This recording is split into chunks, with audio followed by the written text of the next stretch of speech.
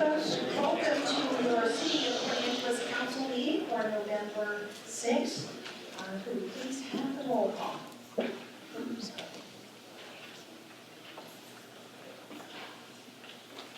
Mayor Brooke? Present. Deputy Mayor Dexter? Here. Councilmember French? Here. Councilmember Kidd? Here. Councilmember Meredith? Here. Councilmember Moran? Here. Councilmember Sherman Warren? Here. Manager West? Present. Attorney Bush? Here. Madam Mayor, could this evening, our only veteran on the council, Jim Moran, lead us in the Pledge of Allegiance? Sure, absolutely.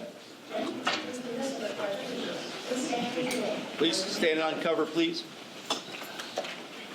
I pledge allegiance to the flag of the United States of America and to the republic for which it stands, one nation, under God, indivisible, with liberty and justice for all.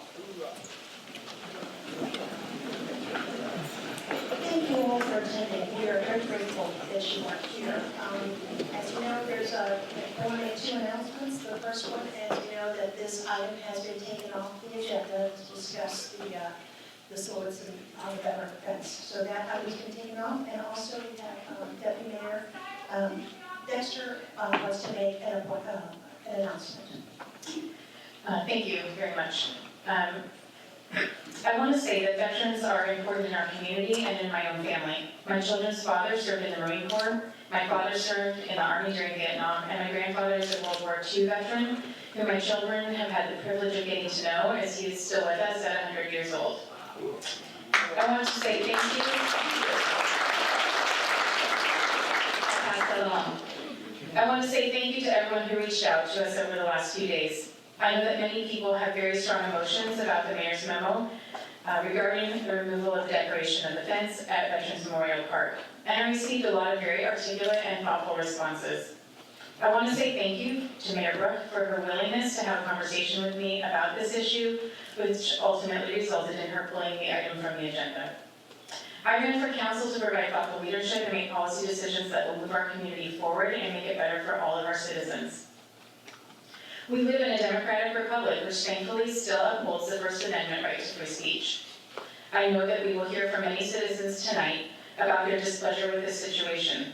I hope that people on both sides of this will work with us to move forward, and that the outcome will be an opportunity for continued conversation and community growth. Many of us on council also have strong emotions about this issue. My hope is that tonight we can move forward as a body and be the leaders people elected us to be. As leaders, we must work diligently not to divide, but to bring our community together. I would like to start this meeting by moving that the council direct staff to draft a resolution of thanks and recognition for the veterans in our community to hopefully be read during the Veterans Day ceremony on Monday at the Coast Guard base, and further that the City Council of Port Angeles tonight declare our recognition and thanks to all of our community's veterans. Thank you for your sacrifice, your bravery, and your contributions to our community. Thank you for your service. Second.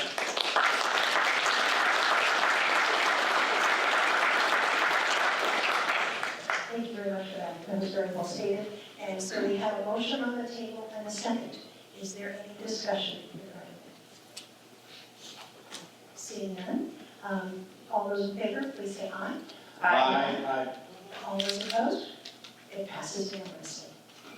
Thank you. Thank you. All right, so we will move on to public comment. And I'm getting the list right here. I can see that we're more than likely to have over 20 votes signed up, and we're going to certainly do. So we're going to try to limit this to two minutes to make sure that everybody gets a chance to speak. If you've heard that someone's already stated what you were going to say, please take your seat so that the next person, so that we can hear all the very views out there. We really appreciate it. So when you get up to the mic, please state your name and whether you live in the city of Port Angeles. We'll begin with Kevin. Bagwell.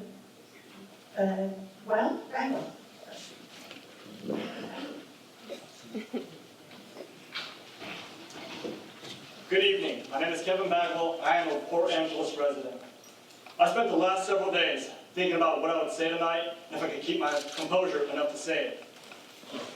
So here I am, as a private citizen, I'm going to use this comment period to address the council as a whole. I'd like to thank the council for removing the Veterans Park item from the agenda, but this comment period is nowhere near long enough, and the adjectives are not appropriate enough for such a form to describe how I truly feel that the item was brought to light of day in the first place. It is disingenuous that the November 5th press release states that the call to action of removing the guns from the silhouettes at Veterans Memorial Park was merely a conversation starter. This conversation was had when the Parks Commission moved forward with approving the design. The conversation was had when the public funded this design without city putting in a single dime. This conversation was over when they received the permits to install the fence. To grandstand as a champion of the public furthering democracy is a disservice. It's the council's commission that approved it. It was a commission that was made up of the people themselves. This council owes the public a large apology, which was received tonight. Thank you.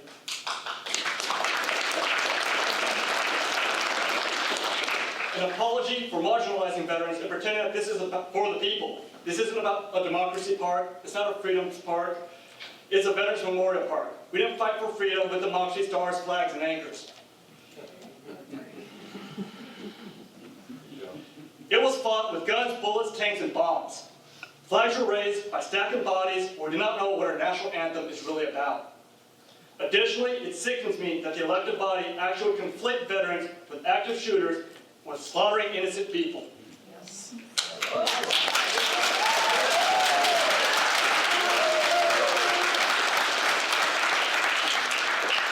As a United States Marine, I can only take such an insinuation personally. I want all of you to know that every Marine is not a constitutional rider or a flag bearer, but every Marine is a rifleman who has been indoctrinated into the Rifleman's Creed. So I ask all of you that this Veterans Day, which is Monday, if you cannot wait, you can celebrate the Marine Corps birthday on Sunday, 244 years of our beloved Corps. Hoorah!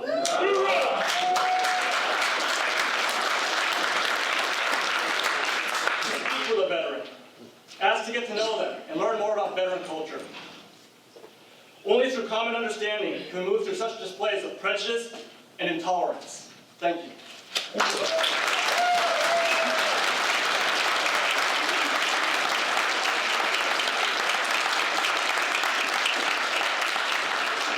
The next person is Gary Feely. And after that will be Jolene Christopher. And please try to keep your remarks to 2 minutes so we can get through everybody. Good evening, council members and guests. My name is Gary Bailey. My address is 242 View Ridge Drive, and it's not in the city of Port Angeles. I submitted an email to you on Saturday, November 2nd, which is last Saturday, which contained a recommendation for the resolution of the current conflict. I'm gratified to see that this recommendation has been followed. I am the president of the Clallam County Veterans Association and the United States Navy veteran. I am here representing all of the veterans of the nationally chartered veterans organizations in Clallam County. On the last Friday of every month, we hold a bell ringing ceremony at the Veterans Memorial Park. At the time, we honor all the veterans that have passed in the previous month. Clallam County has one of the largest per capita veterans populations in the state. As a testament to that, we are currently honoring an average of 30 veterans every month. This is the Veterans Memorial Park. It's a city park which contains 28 separate monuments and plaques. They have been dedicated from various local veterans organizations, businesses, and individuals honoring their loved ones who are veterans. One of the plaques honors a Medal of Honor recipient, and others honor countless veterans who have given the ultimate sacrifice. The depictions of the individuals on the new gates are colonial soldiers, representing those brave soldiers that fought the Revolutionary War that gave us the freedom that we enjoyed from the King of England and our birth as a new independent nation. These soldiers are carrying muskets, the firearms that were used at that time. The Liberty Bell is the symbol of the successful revolution that conquered over 440 years ago. The Liberty Bell replica was cast in the same foundry as the original Liberty Bell and was dedicated in 1976 as a community bicentennial project. The park was named Veterans Memorial Park in 1986 in honor of those that served in all branches of the armed forces in the conflicts between the Civil War, or since the Civil War.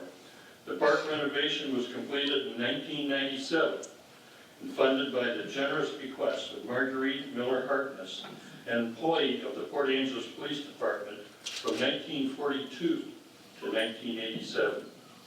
This project was funded entirely by the donations of money, supplies, equipment, and labor of a large number of community members who were astounded by the wonderful monument that had been allowed to be systematically harmed and damaged by the actions of a few. I ask for myself and for the many veterans that I represent that the colonial soldiers remain on this new fence that surrounds and protects the Liberty Bell replica from any further destruction and desecration. Thank you.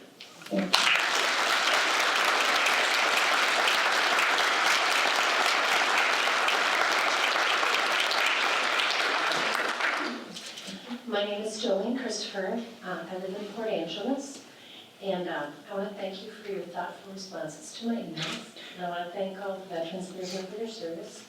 And I want to thank the citizens that contributed to that fence.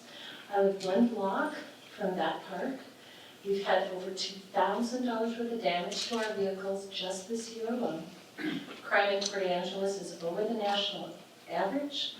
I would appreciate it if you would address the crime in our city and do everything you can to lower that average. I'd also appreciate if you could address the homeless problem. It's not getting better. I had a neighbor, someone just simply entered her home. We have to lock our doors. I never have to lock my doors here. And honestly, this was something, I was so surprised to even see it here. I'm glad you took it off the agenda only because I don't think it belongs here. It was already built, the fence was already built, approved by the Parks Department. What I would like to see you address is the crime and the homelessness. I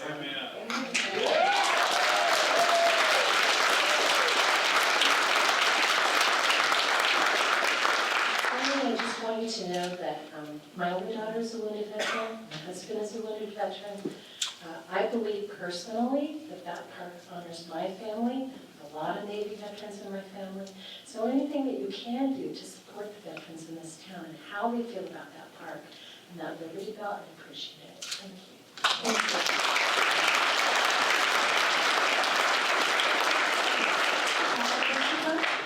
you. And after that, Brad McGuire.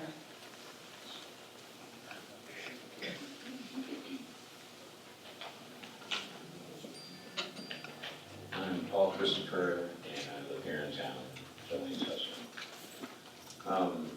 I actually wanted to speak to the climate change, the very lengthy climate change document that I read. That, to me, as an engineer, looks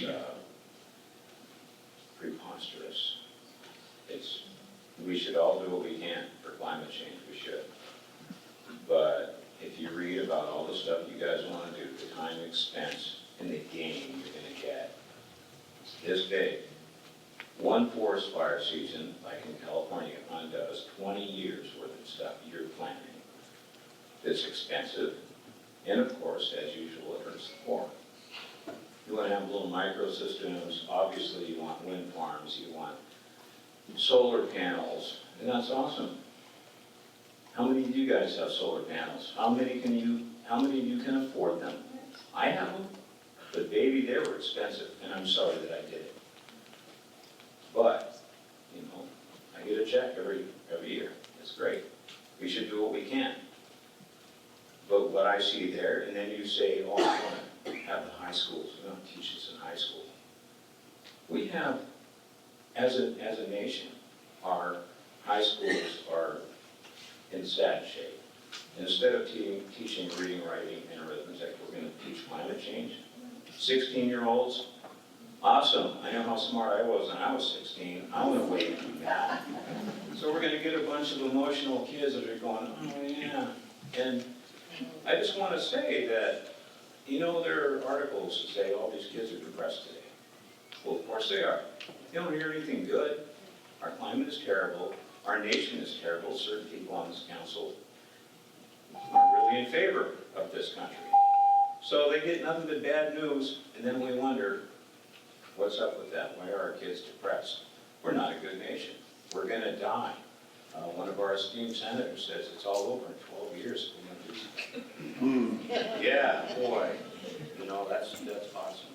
So I just wish that the city council could actually do something actionable without the 27 pages of California-esque plans and studies and baselines and all this stuff. We're a teeny little town. We don't have giant factories belching smoke. And as my wife said, we've got a bigger fish to fry right now with our homeless population. There are people that camp right out here every day. Yesterday I brought food to them. And that being, that's all I gotta say. Thanks. Thank you.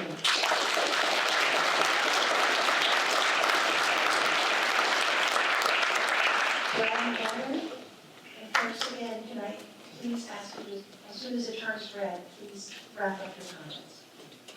I'm actually pretty good at shutting up, so.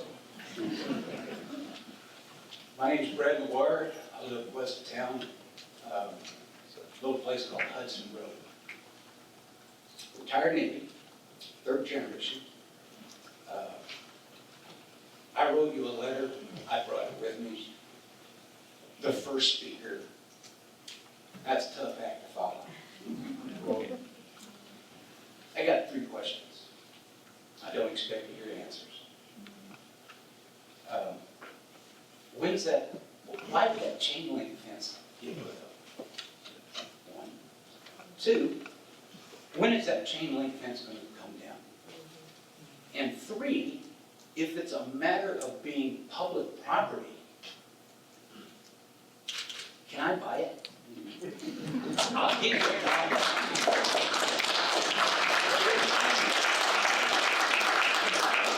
I'll guarantee you, between VFW and American Legion, there's enough folks in here right now be happy to go out there and hold sweepers, yell and polish the right work. We'll take care of it. Doesn't have to be a point of contention. Thanks.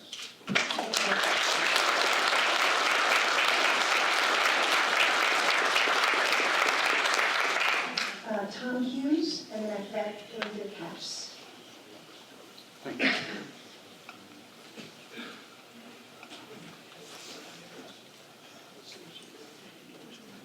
Good evening. My name is Tom Hughes.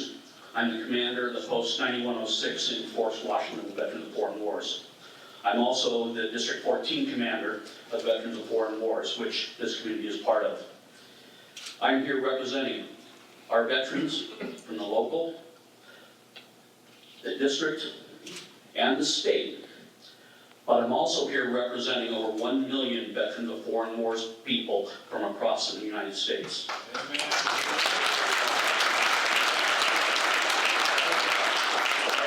Veterans of Foreign Wars is to take care of our veterans and our veterans' families. They're the utmost of us. This park is for not only our veterans, but our veterans' families that have sacrificed as much as we have, if not more.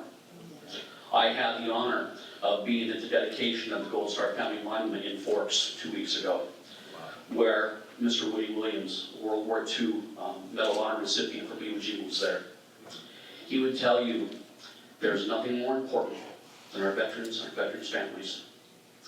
So as that, our recommendation is leave it alone. It looks great. It's fair. It supports. It's our founding fathers that started this with the muskets.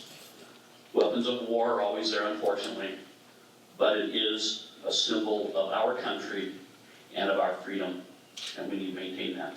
Thank you.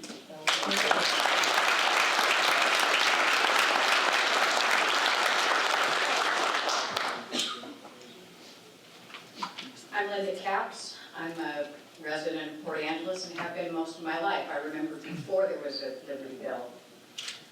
I just want to say I'm not pro-guns. That's foolish. That's like saying this gentleman is pro-cameras.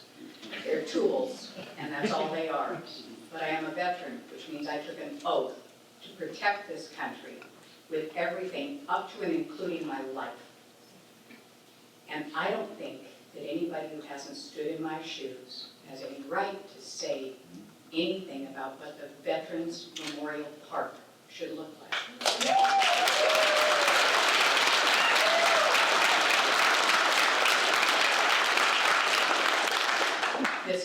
This was designed, there was a design review, it was approved, it was permitted, it was built. The time for any discussion was prior to it being installed. It's up, and now I'd like it on the record that you were going to leave it alone. The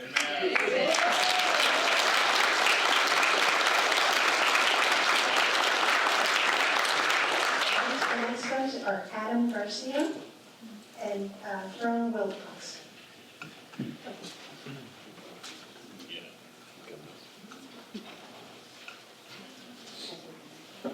Good evening, Mayor, council members. My name is Adam Garcia. I live in Port Angeles. I'm a disabled veteran, grew up here, spent over 2 years in combat, returned here to my family to raise them here where I grew up. Tonight, I wanted to discuss some issues about the park and about some of the comments that have been made. Mayor, you stated that you regret the misinformation that's out there. With social media, you're right to worry about the misinformation. However, you've been interviewed and quoted on this topic multiple times in the last week or so. You stated that you regret the reaction. You may regret it, but honestly, I love the reaction.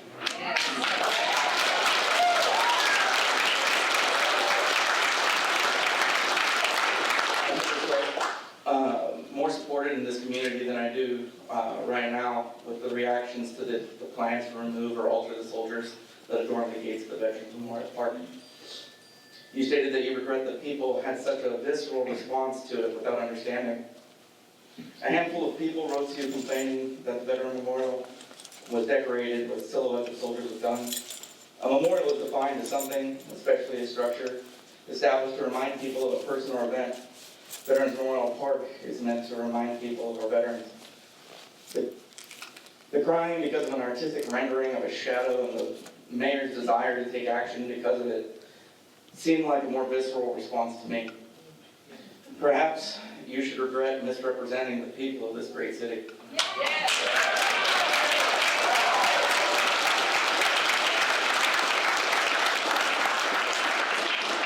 You stated that the world is already harsh. Harsh men and women, my brothers and sisters in arms, willingly and voluntarily defended this great nation.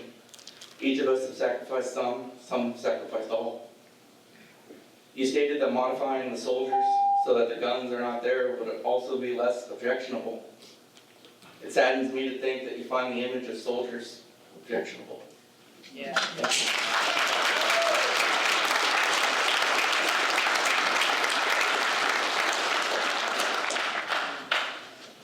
Ellen?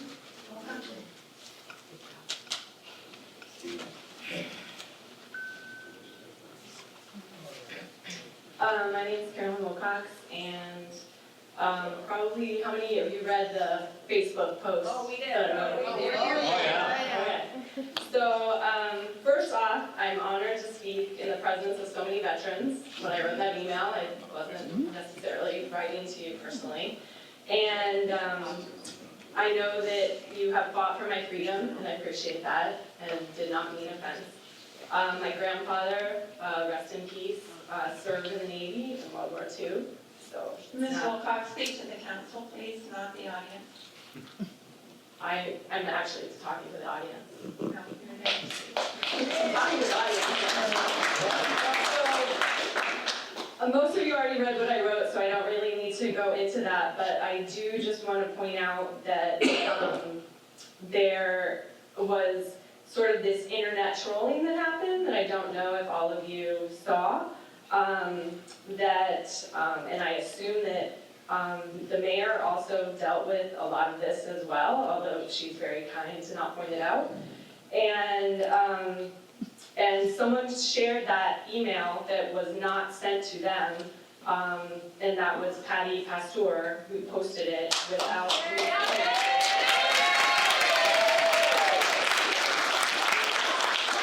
Good for her.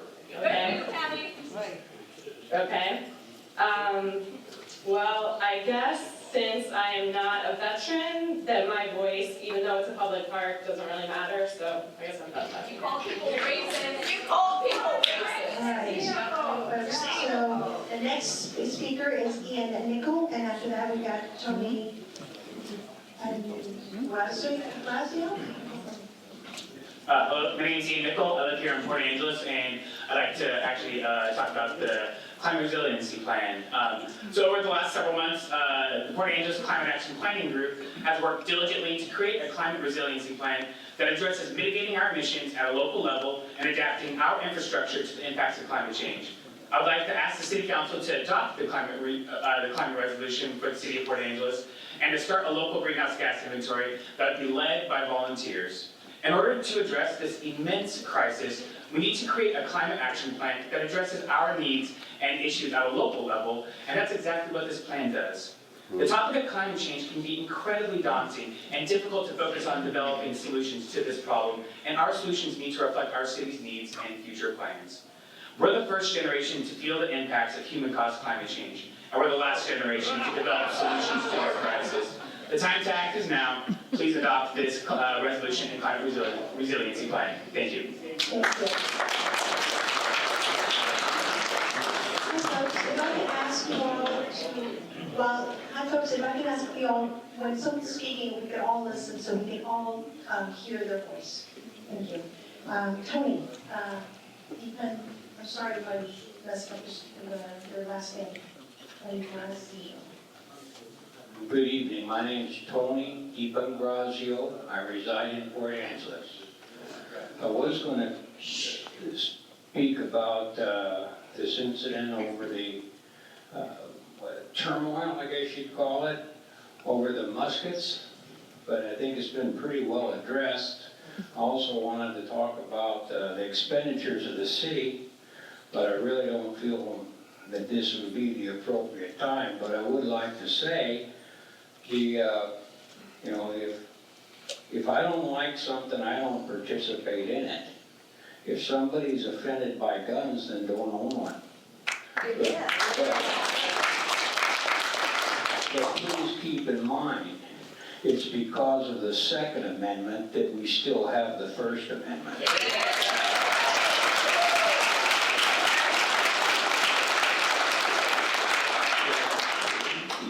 Just based upon the people here tonight, our veterans and our citizens, I think those that are opposed to the way that those guns are set up there, I think it's poetic, I believe it's appropriate. I think you're getting in over your head because no one's going to fold on this one.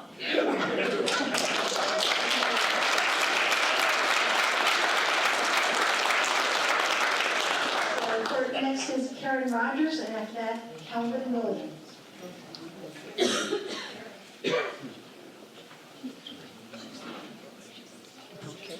Good evening, Mayor, Council, Manager West, City staff.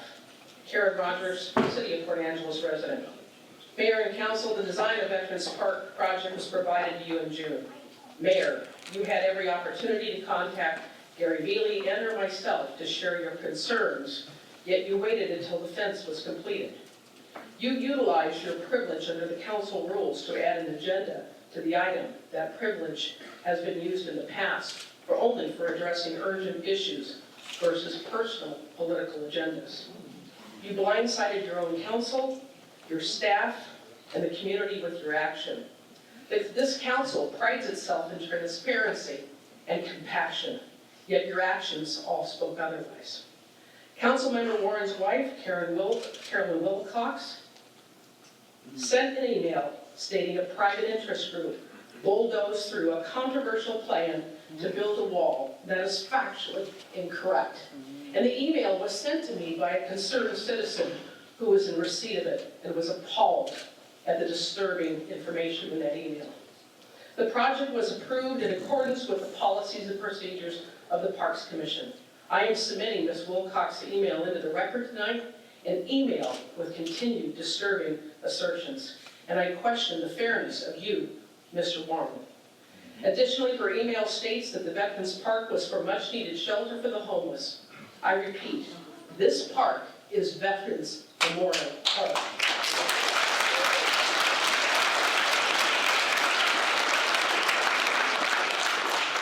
The email asserts that the design was influenced by a pro-gun supporters. Factually wrong. You Mr. own a Warren- gun shop, lady. And yes, I'm proud to own a gun shop.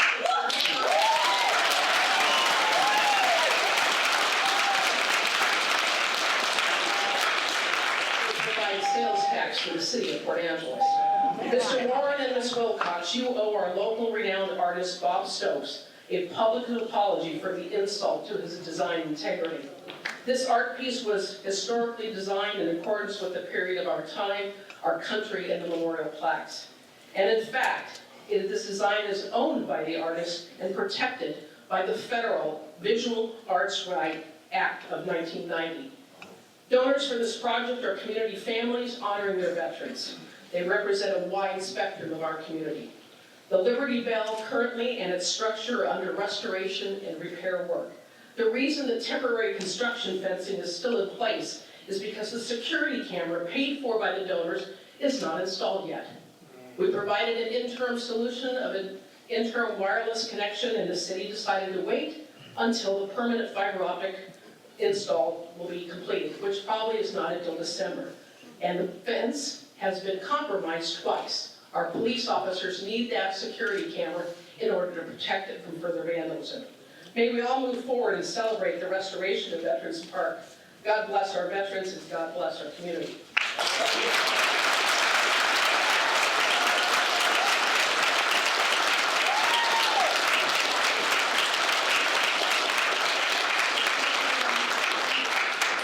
Just please remind you, please don't interrupt speakers so that way everybody can be heard. Thank you. How y'all doing? My name is Gilman Williams. I'm a veteran. And I was beginning about 12 years ago. And I've been received in open arms, and I love this community. And the thing that really got me this morning and anything else was, as I sit here and listen to people talk about it, it was getting ready to get turned into something totally different than other than veteran support is at Memorial. We're going to start talking about Second Amendment rights and everything else, and that's not important. We have things that are more important in this community than we can talk about. My children couldn't even play inside their home when I was living inside the city because it was needles, drug addicts, and homeless everywhere. Those are the problems we need to be focusing on, not a veterans memorial. Thank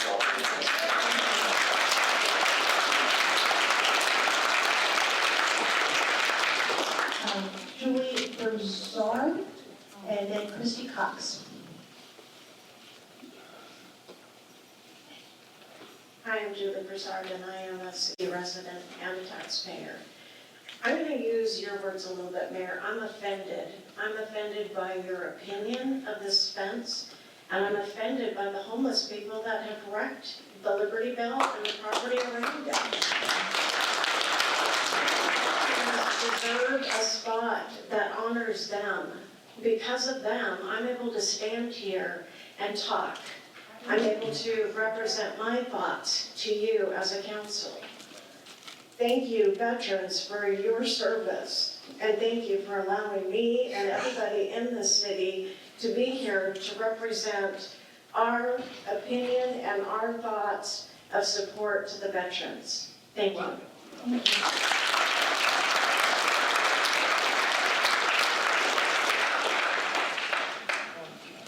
Good evening, everyone. Thanks for being here. My name is Christy Cox. I am a resident of Port Angeles, but I live just outside of city limits. I'm a farmer and a co-owner at Sisterland Farms and an elected supervisor for the Cloud Conservation District. I'm here today as a farmer, a mother, a business owner, and a concerned citizen. First thing I want to do is to thank everyone who worked hard to create the city's climate resiliency plan and commend City Council for taking such brave action in the face of a global emergency. We are already feeling the effects of climate change, from droughts to wildfire smoke to an influx of climate refugees. We do not have time to wait.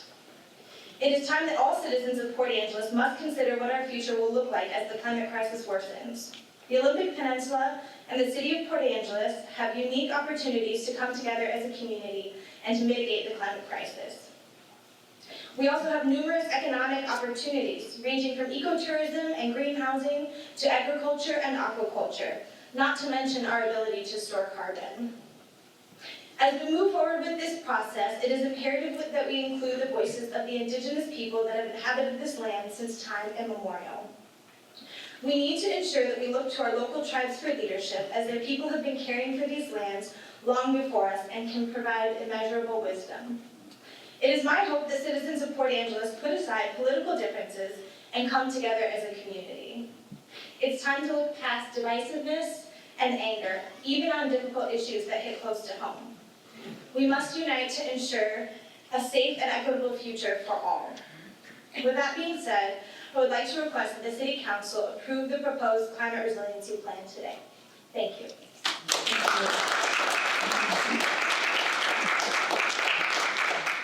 Patty Phelan, and then Mark Ostrich. Patty?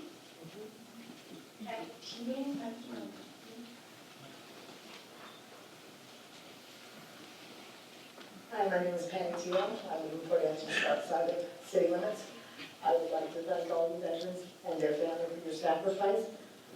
I'm a little prepared here. So just so you know, the NRA is not a terrorist organization. If it was, you would all know it. Listening to a few people that have no idea the sacrifice our soldiers made is criminal. It's time we start listening to the majority. Disrespecting history or hiding it or changing it must never happen. The other issue I would like to address is the homelessness. I myself have been attacked by a homeless person by where I work. He throws things at my vehicles and shouts profanity.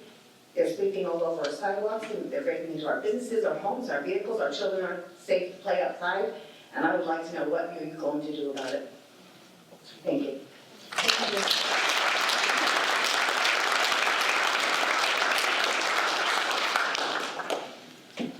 Thank you, honorable members of the City Council. My name is Mark Ostrich. I'm a Port Angeles taxpayer. I'm a homeowner on East 10th Street. I'd like to encourage the council in the future, and it is a great honor to speak in front of this many great Americans today. But I'd like to encourage the council in the future to engage in efforts that support the betterment of this community. Gun violence, homelessness, drug abuse, mental health, all issues of great concern for our country and for our community. Your jobs are not to engage with paper tigers. Things like silhouetted muskets honoring this country's great military veterans, but your jobs are to do the heavy lifting in search of solutions to the matters. Military symbols on the gate honor the dedication of our military veterans, standing watch over our freedoms and liberties. The election that placed each of you on this board is among those freedoms and liberties. Removal of those symbols is akin to a revisionist history.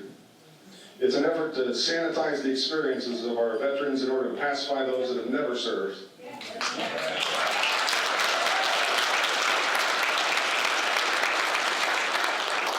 It's unfortunate, although it's their right, that those that have never served choose to take those freedoms of speech that our military has fought for and use that freedom to speak out against the very group that ensures we maintain this right. Yeah. Thank you, folks, for your time, and Councilman Moran, thank you for your service.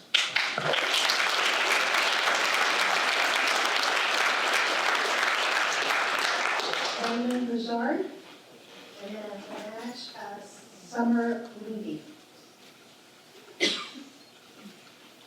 Hello, ladies and gentlemen. I'm Raymond Broussard. I was in the United States Marine Corps for 11 and a half years. Soldiers guard things. It's a fence. They're guarding the Liberty Bell. They're guardians. Guardians carry weapons. Okay? My question is, why are there guardians on the fence? Because they need to be there. Our homeless population is atrocious. There's something that needs to be done about that. They put up the fence so that people would be defecating on the Liberty Bell. They put the fence up so that there wouldn't be needles on a Liberty Bell. They put the fence up so that there wouldn't be people sleeping on the Liberty Bell. Now what have they done? They've moved over to the corner. Now they sleep in the corner of the park. You can go down there at night and you can see cars that are parked in the parking lot, people using drugs, people sleeping there at night.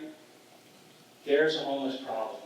I think the homeless problem is more important than taking the guardians off the fence.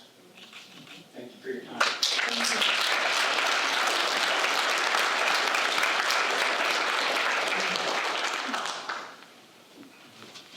My name is Summer Levy and I live here in Port Angeles. I'm a homeowner, mother of 4 children.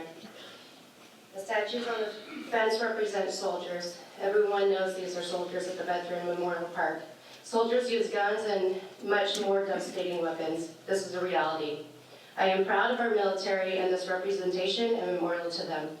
If you want to get rid of the soldiers' guns, then you have to become so politically correct that you are trying to cover your eyes and avoid reality. If you are trying to do this, to remove the symbols of guns at the memorial, what is next? Erase all history of civilization because it's offensive? If you study any history, you are guaranteed to come across some violence. Please stop this insanity. You cannot hide from reality.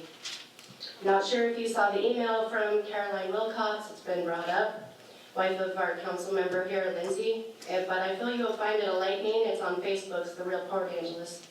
She felt our Veterans Memorial should be used as a much-needed shelter to people experiencing homelessness and compares our fencing it in to protecting its meaning from defecation, drug use, and destruction to building a wall.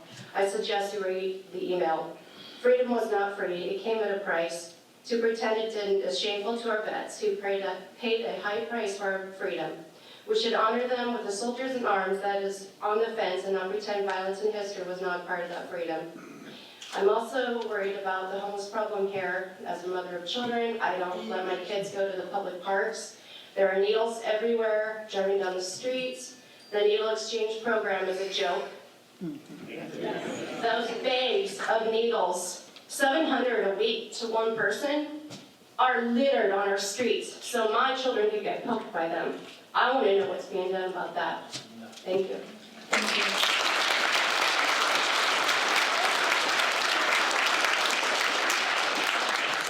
Karen Owen, and after that, Paul Woods.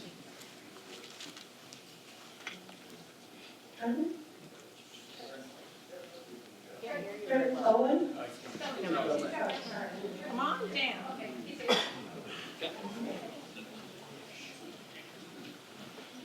And after that will be Andy.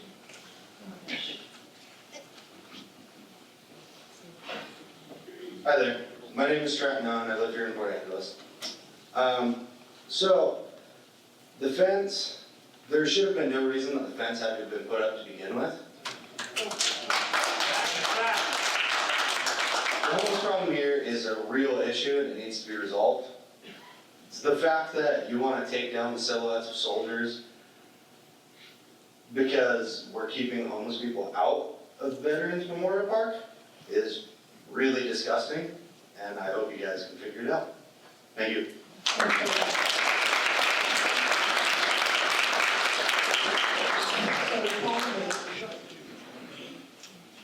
Hi, my name's Paul Woods, I live in the county. Problem here seems to be one of symbolism, I guess.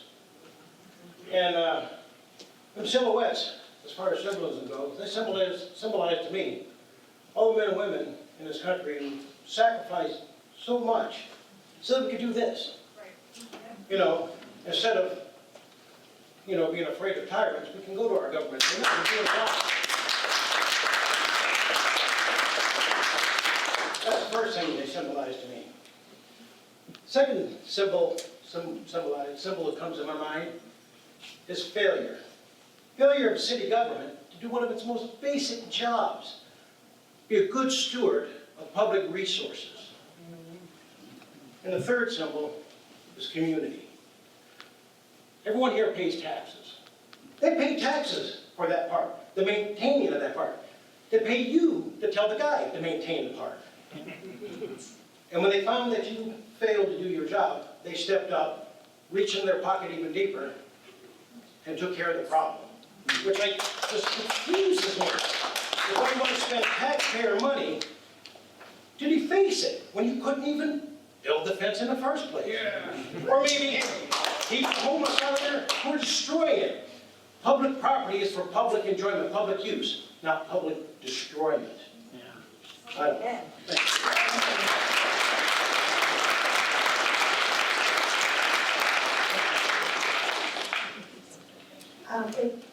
Andy, possibly Durand? Andy?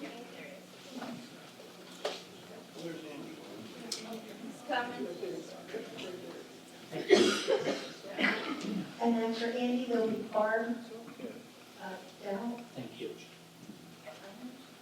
My name's Andy Duran, and I've been a resident of Port Angeles for 26 years. I'm a member of all of the veterans organizations, Disabled American Veterans, VFW, American Legion, Fleet Reserve, Vietnam Veterans. I gave my country 25 years.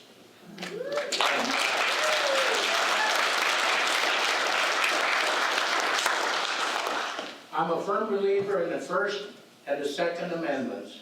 You have the right to speak. However, don't deny me the right to bear arms.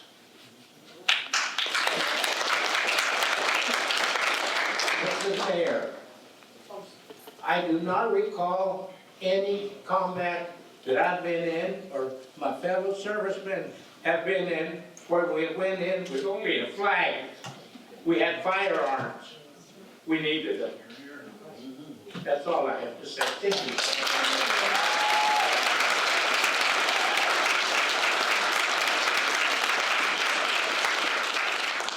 So the next one is Barb, it looks like Thank you. Downs? Something like that. Barb? Is Barb here? Barb Downs, still D-A-L-I-N-E-S maybe? I don't know, something like that. Barb? And I'm Kathy, Greg Rogers? Greg? Yeah, Greg Rogers. Any of those folks here? Yes. They've already discussed what I had to say. Okay, thank you. And Barb? Okay. Dick Pilley. And after Dick, we got Dan Schaffer. Schaffer. Okay. Good evening. I'm out of the city. I live on Mount Pleasant Road. I'm speaking as a veteran who served in combat zones. And I've taken pride in our city for recognizing the existence of veterans and the sacrifices that they make for our country. Only another veteran can truly appreciate the hardships and deprivations that veterans experience as part of service to our country. So as a veteran, I'm very sorry that we have to fence off our Liberty Bell to protect it from desecration, defecation by disaffected, disrespectful, and discontented minority, but sadly, that's proven necessary. But since it is necessary, and since it is a tribute to veterans, it seems appropriate to have it guarded by veterans, even if they're only symbolic figures, and armed with weapons that are also only symbolic. So before this council makes a decision on disarming our symbolic guards, I would strongly suggest that you seek input from the populace at large and make and publish your final decision just before the next election, so that the voting public can have the final voice and that they can allow them to.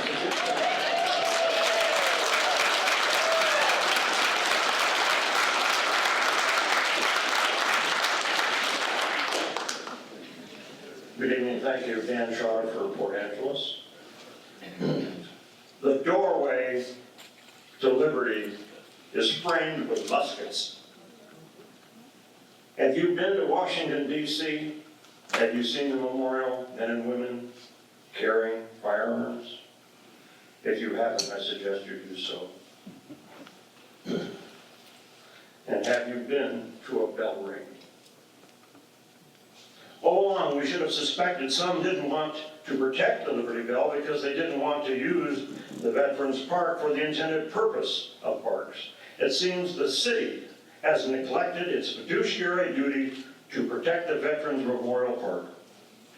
Therefore, citizens joined to collect funds for the park's protection. It's a shame that citizens had to place a fence around this memorial. We shouldn't be surprised and might have suspected opposition to the fence and Minutemen guarding the Veterans Memorial Park was about more than a very warped perspective that Minutemen represent violence. For patriots, the Liberty Bell symbolizes freedom, and Minutemen symbolize our natural, God-given right to self-defense and vital to protect life and property. Yes, we fully realize some don't share our values.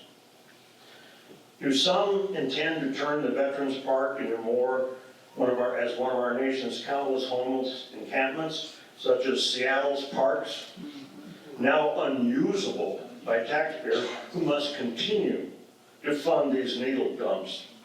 The issue is never the issue.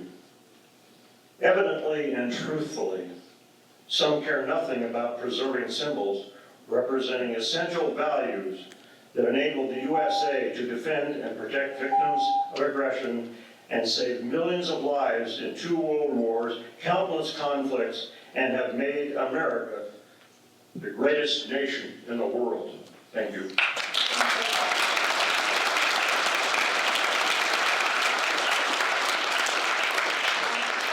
Bob Freeland, and then after that, we got Mike Blackwell.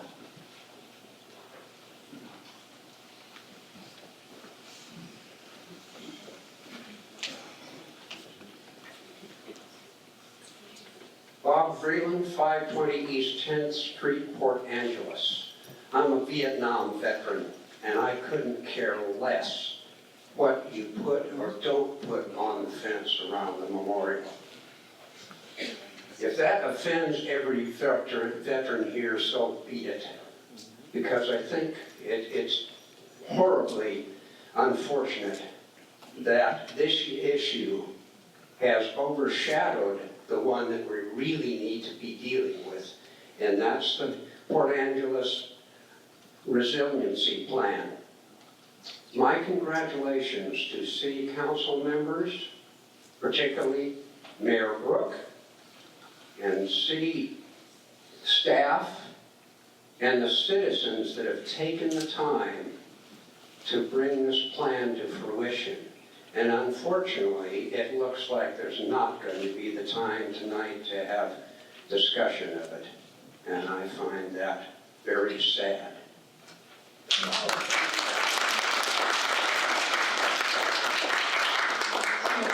Mike Blackwell, and after that, Mike Keegan.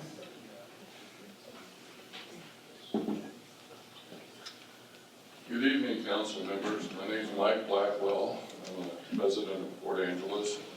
I served in the Army 1960 to 1966. And a brief history here.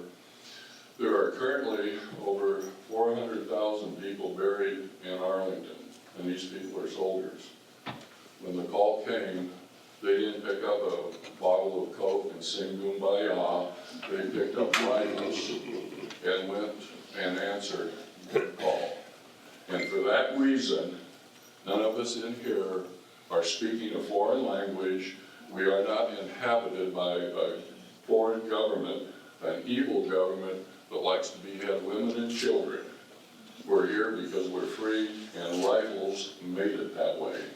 And I think that your idea of somehow doing away with this, your idea of gun control, which you don't explain what you want to do, because it seems like all the government politicians want to do is government control, but I don't hear anything about crime control or any control for the criminals.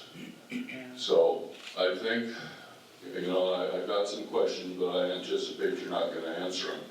But the fact is that you have made some pretty nasty statements, in my opinion, about removing something that is a heritage to this country. It's called Second Amendment. And I know there are some folks around here, not necessarily in this room, that want to do away with the Second Amendment. And I'm not sure what's going to happen if that should happen, if we get the wrong people.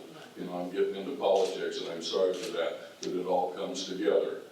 We need to have, we've got our veterans, and I think we're strong because we have guns, and if somebody tries to come over here, we're ready to take care of that. And I think that this is something that we need to keep in mind. And I don't know how you're going to amend your statements, or if you are, about gun control and about removing things that are inherent to the American people. Thank you.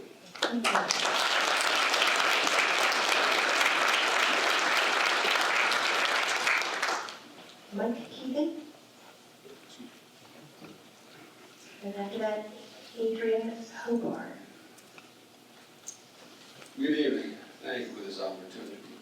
I actually came here because of the same issue most people talked about, the removal of the items on the fence that's been adequately addressed. But I discovered you had climate change on your agenda. I remember climate change when it started in the 60s. We were going to freeze to death. All the experts agreed. And people who didn't agree with that were stupid. Only we didn't freeze to death. The sun got warm. The cycle ended.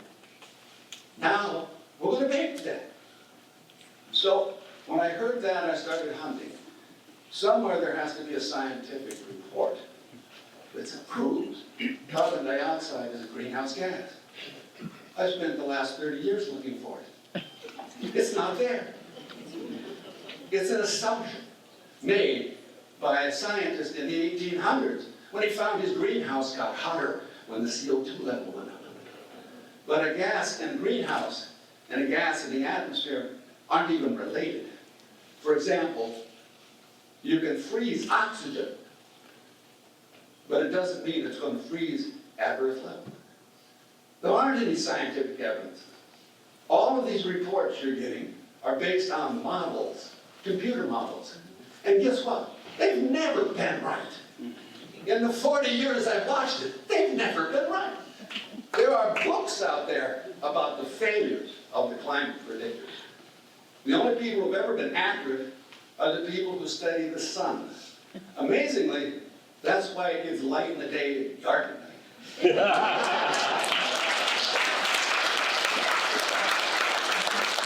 Right now they're claiming that the glaciers are disappearing in the north. They're not. They are changing positions.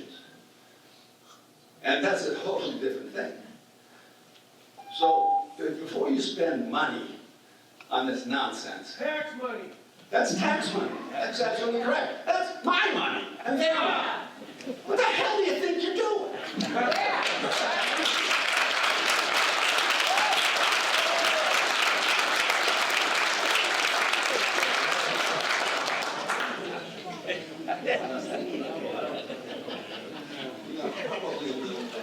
So thanks for follow. My name is Adrian Hobart, Port Angeles, and I don't have anything prepared. I just have some general impressions. I just feel pained that this is happening to our city, and I feel that I represent a lot of people not in this room tonight with some of my views anyway. And those are that I think it's ugly. I think it's ugly that a person, several people are being vilified in kind of a ugly manner, especially online. And I would like people to look at what actually happened, which was that the mayor put out for suggestion, for discussion in this democratic forum, some ideas that were her own and other people's. Many people agree with those ideas. I think that patriotism is not the only, it is not owned by people who are just veterans. It is not. It is, we can be patriotic without being veterans. I am not a veteran. I have had veterans in my family, uncles and cousins. So through them, I can feel, and I'm very appreciative for all the things that were said tonight about veterans. However, people have valid concerns about this fence and having a mob mentality, a gang on Facebook, comments on the PDN. It is ugly, and I would ask that those of you who don't want to do that, please don't follow the example of Karen here and did on piling on one person. Don't follow the example of the ugliest comments on Facebook. Please read them and police your own, because this will tear apart us. This is a group of like-minded people. There are many people who don't feel this way. Hope for the day in which that fence will come down, that we will solve the homelessness problem and get rid of that smell of urine and not have that bell be desecrated. I would personally like to see that bell directly, not through a fence and not through two silhouettes. I'm happy to have representation as there is, but I would prefer to see the beautiful bell that is all our heritage, not just veterans. Thank you.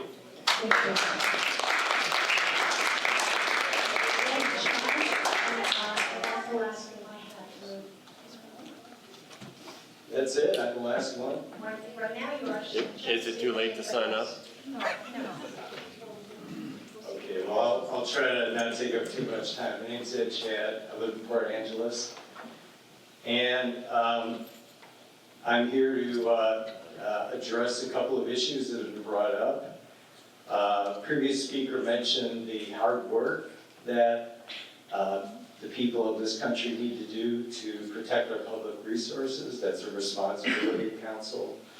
Another speaker mentioned that it's the utmost responsibility to protect our country and take positive steps in that regard. And I'm going to talk about something that the council has been working on as a positive step. A true threat that the council has been addressing, something positive that can protect us all. And I'm talking about a threat that the U.S. military has well described, and I would ask the prior speaker, who has spent 30 years looking, to simply check what the nation's military has said about the threat of climate change. Somehow they found the article. Unfortunately, in spite of this threat, dire threat, it's been described as a threat multiplier, in fact, by our own nation's defenders. Our current federal administration is failing miserably to protect us. And as to the question of, well, why would a little city government have to try to address a problem like this? I only wish we had leadership higher up. We don't. And therefore, it's incumbent on us. And that's what this country is all about, isn't it? Us stepping up and taking the wheel when we need to step up there and do something about the problem. I applaud council for having spent a year forming a well-balanced committee to look at this situation. I'm going to ignore that, as many others did. And to come up with a very practical plan that calls for no extravagant expenses. It lists goals that we need to try to shoot for. And it talks about how the way to go about those goals is to take a very careful look at the real information out there and figure out what's the best approach, what's the low-hanging fruit, based on good information. So I also want to urge us all to think about what's really going to protect not only ourselves, but our children and their children. And if we have a problem that's so well described, so clearly looming over us, I don't think we can afford to stick our heads in the sand. So please, I urge council to take action on the climate resolution that's before you today. Thank you.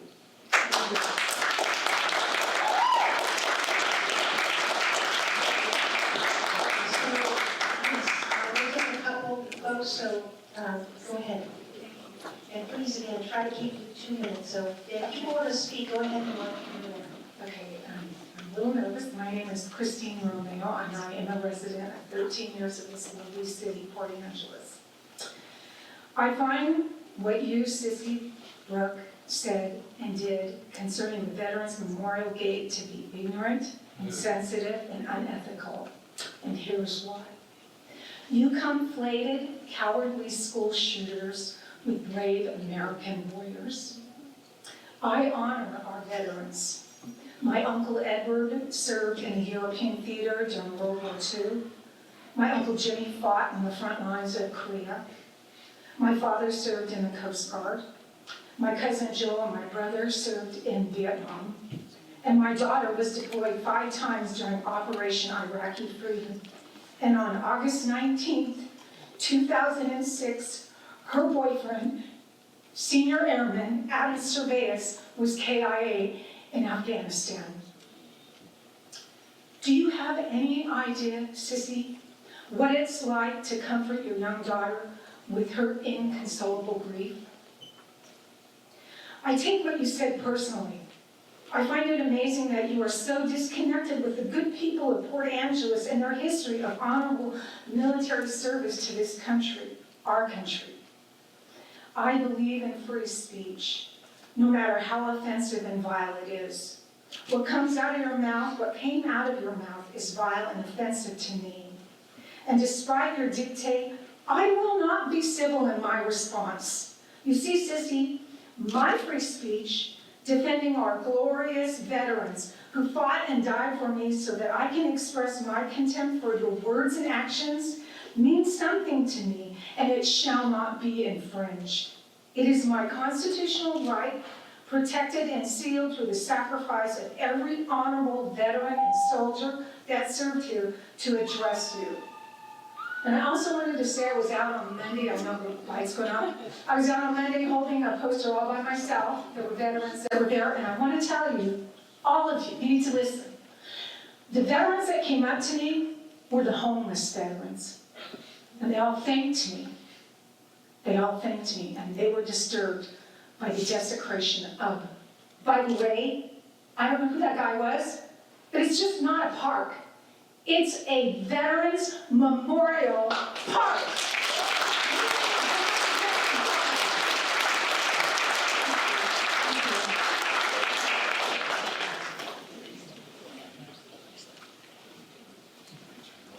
Hello everyone, my name is Kimberly Payne. I grew up here. I'm the daughter of Coach Jim Maynard. We just lost him June 27th. He was a wonderful man. He was a soldier. He was in the Navy. He worked in a submarine in the engine room, and I believe probably that killed him eventually. He got a very serious stomach cancer, which he suffered and fought for 25 years. And so I know he's watching right now, and I know he's saying, what is going on here? And I want to tell you, I moved my children out of this community because of heroin, because of meth, and I've been living in Idaho. And I come and visit my husband, and I bring the kids. Now they're grown up, and we had, how many incidences have we had with just homeless incidences? I've had a woman try to get in my car. I had a man chase my car yesterday, and I do have a beautiful daughter, I have to tell you. And I think she's attracting people, but she's attracting the wrong kind of people. And it's scary to think that in the 70s, we used to go to the civic field, we used to go to games, we used to go to NW. We wandered around, and our parents didn't even know where we were. And that's really the truth, because we could, because it was safe and it was fun. And I miss those days. I miss that. And I said to my husband, don't make me have to come home here and run for mayor. And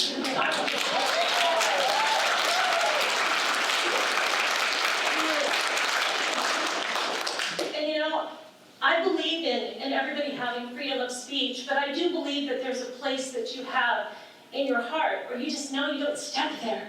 You just don't go there. You don't attack our vets. You don't attack their memorial. And if you've never been to a ringing of the bell, I can't even ring my dad's bell for him because I can't get to it. Between the caution tape and the homeless bodies everywhere and the fence and there's the bell, and I don't think a lot of my generation might not even know what the bell is for, but they honor the vets. They ring the bell and they say their name. And they say it with value and with compassion. And it's amazing to hear it. And there is not a dry eye in the house when you hear the ringing of the bell for the pets. Is it right? And you don't even have to know them.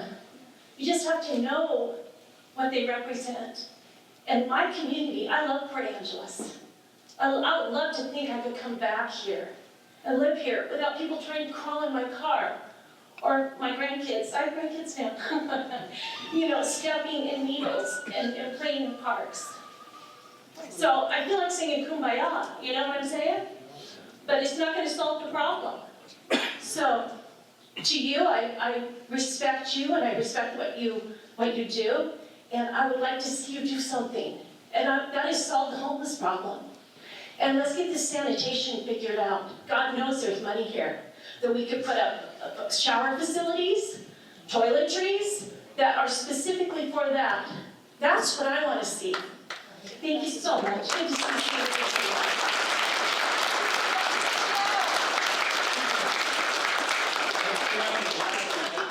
Honey, your dad was a fabulous dancer too. Best one in town. I know, Sherry. I saw you and I love you too. Oh, my glasses, I'm blind too now. That's another thing that happens when you grow old. Thank you. Thank you so much. My name is Nancy Walters, and I was born and raised in this community and had two brothers who both went to Vietnam and came back. So I was really sad to see what's going on at the memorial. But what I came here to talk about was something that is on the agenda, but I noticed it's not going to require any kind of public hearing. And it's on changes that you are going to possibly adopt tonight concerning the municipal code to increase residential building capacity and diversity. I have been to several council meetings when this was proposed, and I have some real concerns, and I think the audience needs to be aware that this could have a very negative effect on our community.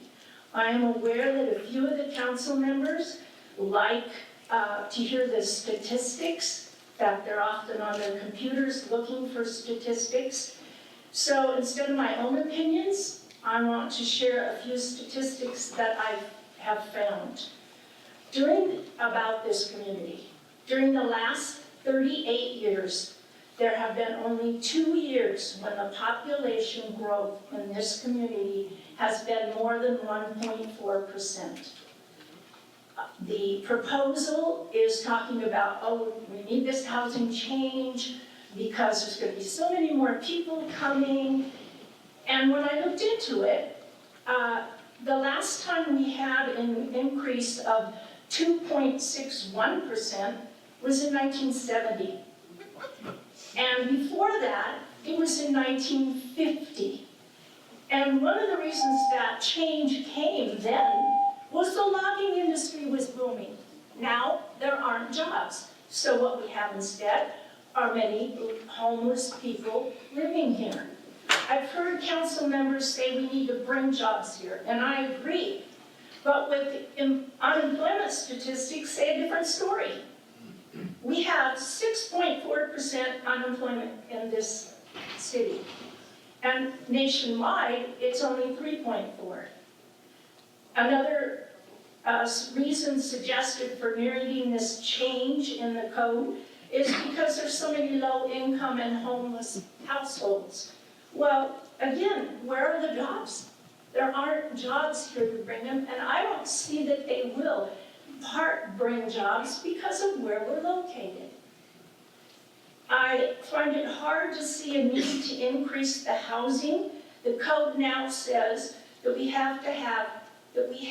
because it's existing code, that we have 2 spots for off-street parking for every house in this city.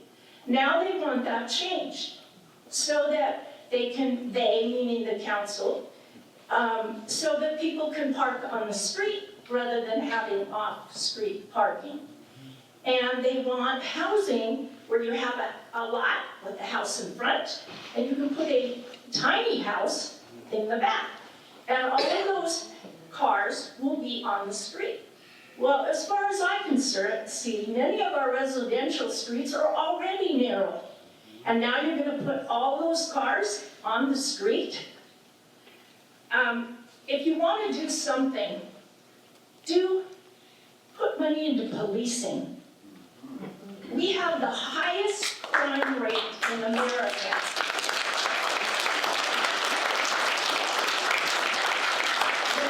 When compared to communities of our size, in Port Angeles, you have a 1 in 22 chance of becoming a victim of a property crime, and that is despicable.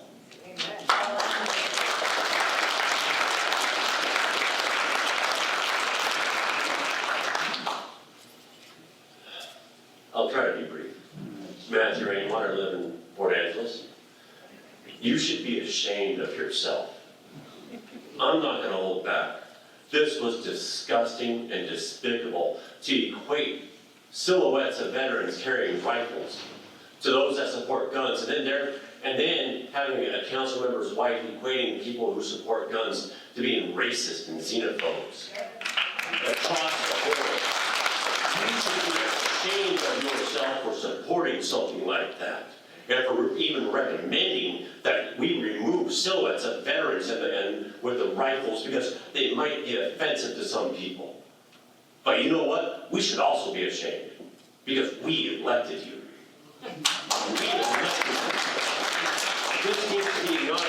This needs to be a call to everybody that's here speaking to be involved and replace the city council members with political views that we do not agree with.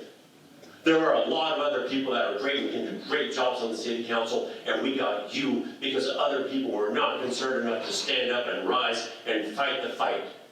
This city is a great city. We deserve better. We deserve better representation of our values. You've seen it here tonight. We've got veterans with strong values. We've got non-veterans with strong values. And I agree, you don't have to be a veteran to be a patriot.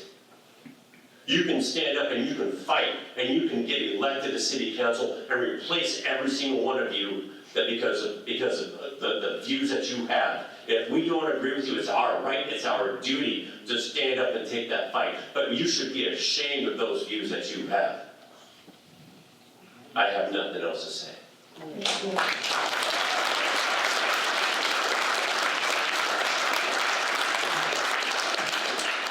Well, good evening. I'm Deborah Darminio, and I'm a 23-year-old veteran of the United States Coast Guard. I've been retired now 10 years. I'm also a disabled veteran. I'm a single mom, and I want to tell you, after 9/11, I had a newborn child. And for 3 years, the 3 years of her life, I don't remember. The Coast Guard had been cut so to the bone by reduction, RIFs, everything during the Clinton administration, and to save money and to balance the budget, which is put that when 9/11 hit, we didn't have enough people. We had to call up reserves, and literally I spent 2 days on, 1 day off, ready to see my child, and it was hard. In addition to that, I had injuries from rescuing people. I've been out there. If you haven't been in a veteran's shoes, you're soft. I'm sorry. If you haven't worked years without days off, you're soft. You're soft, and this world is creating soft people. You don't know what these people did. You don't know how many hours, how many times, how long they went without seeing their family. I'm sorry, Mayor, I'm not going to reprimand you. Hopefully this was a big learning experience for you, Carolyn. I'm sorry you got internet trolled, but you threw the first stone calling people names.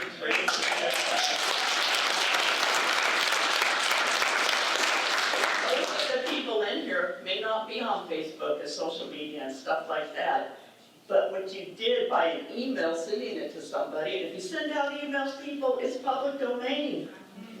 Don't send it out in an email and then get offended that somebody that wasn't on your email list saw it. You guys are in public service. Everything you do is public.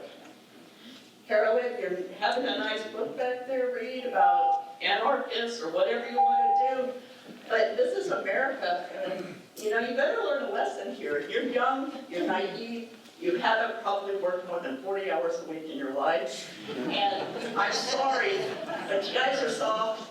The veterans this year, you know, have these World War II veterans, if there's any left in here, praise you. If the Vietnam, Korean, you start taking out symbols. The next thing is, well, we can't even have a Coast Guard honor guard in the parade. What's next? I know you probably regret this, Mayor. You look like you do. And, you know, but I'm sorry, I probably won't vote for you because I really don't think you have that many complaints. I think you two and her were the whole crux of this whole complaint thing, and it stirred up this whole community over 3 people. And I'm sorry, but that's what I think.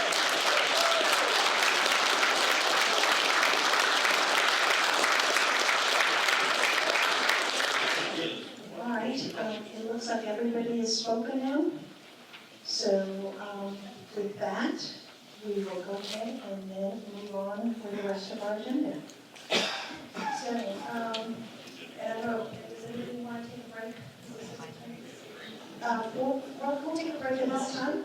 And I just, before we do, I would like to thank Deputy Mayor Kate Dexter for stepping up and working with you to take this item off the agenda because as of Tuesday morning, it was still on the agenda. And, you know, I appreciate Kate's forward community approach to this. And because the City Council's proper operation of democratic government requires that we, as elected officials, are bound to observe in our official acts the highest standards of performances and to discharge faithfully the duties of our office, regardless of personal considerations. Recognizing the public's interest must be our priority concern in our official actions as we represent the people of Port Angeles. And I'm the wife of a retired Marine, and therefore I make a motion to remove the title of mayor from Sissy Brook tonight.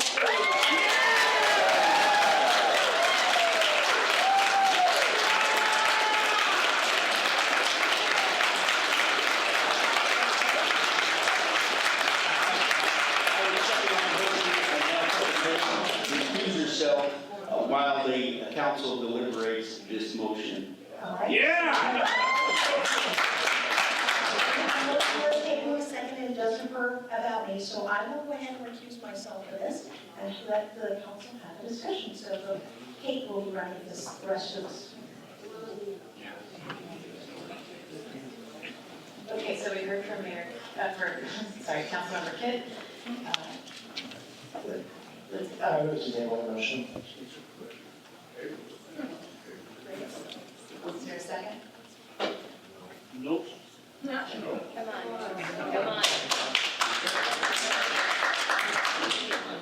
Come on. No. Okay, so not hearing a second, who would like to speak to the motion?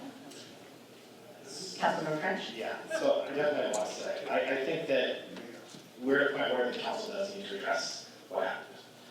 So I appreciate the opportunity to do that. I have a lot that I prepared, and I'm sure much of it I'm not going to read because I don't think it's going to be helpful. My grandfather was a VA veteran, and my youngest son was born on his 90th birthday. That's something I treasure. And I think that Mayor Brook did make a grievous error when she put this on the agenda.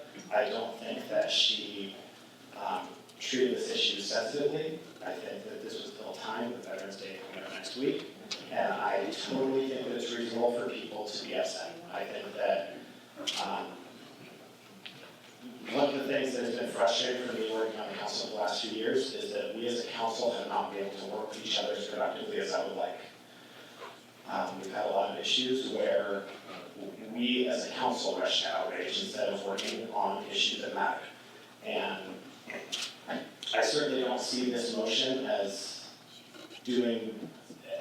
furthering that. I mean, I think Sissy made, like I said, a good error, but I also don't see how, with a month left in her tenure, moving her from mayor really does anything to solve homelessness. It really does. I don't think it really does anything to solve the rental housing issues that we have with an extremely tight market, that where rent is extremely expensive for a lot of working families. I don't think that does anything to solve drug issues in our community, which are real issues. These are issues that matter. And one of the things that I was thinking about a lot over the last weekend was, when it comes to, so I have an arts degree, I'm a musician, that was my college degree, but I didn't run for city council to micromanage public art, to make,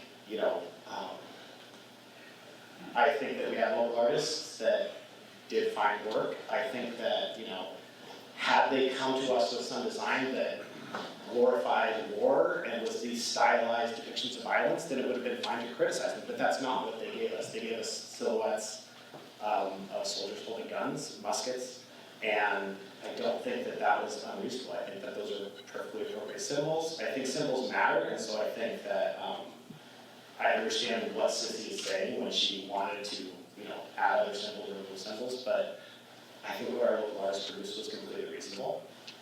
And like I said, I think that the motion that's on the table now doesn't address the issue that I care about. I care about, so I'm a member of the county's homelessness task force. We just met yesterday.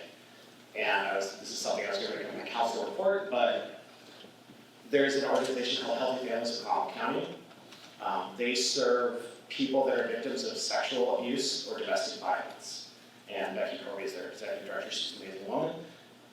Their representative of the homelessness task force mentioned that last month they had 28 respondents or families that were turned away from service because of a lack of available housing that Healthy Families had. So about once a day, last month, someone in our county was experiencing housing insecurity or homelessness as a result of sexual abuse or domestic violence. They were fleeing from those things, and we had to tell them, sorry, we don't have room for you.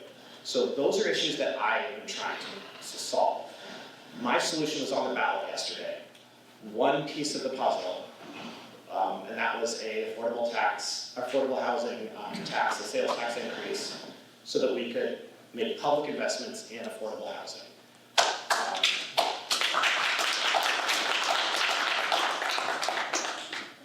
Over the last 2 years, it's been hard to find solutions that do things. This job is not easy. There's not a lot of low-hanging fruit. We are, I don't want to pick apart all the commenters, I'm not interested in doing that. We don't have huge budgets. We don't have huge amounts of leeway. The city went through a 10-year span of extreme budget cuts to balance budgets after the mill closure. And so as far as capacity, we're very limited. And so finding creative solutions is difficult. I personally, public safety has been brought up. I think that's a totally reasonable thing to ask your elected officials to try to solve. I'll say that moving forward, we are planning on hiring 2 part-time code enforcement officers to restart code enforcement program. We're hopeful that that'll produce some good results because there's a huge need in our community. I'm a local business owner downtown, so I certainly understand some of the issues that we have around code enforcement and other things. I personally advocated unsuccessfully to put a property tax increase on the ballot. I know tax increases are not popular. I'm not a big fan of property taxes.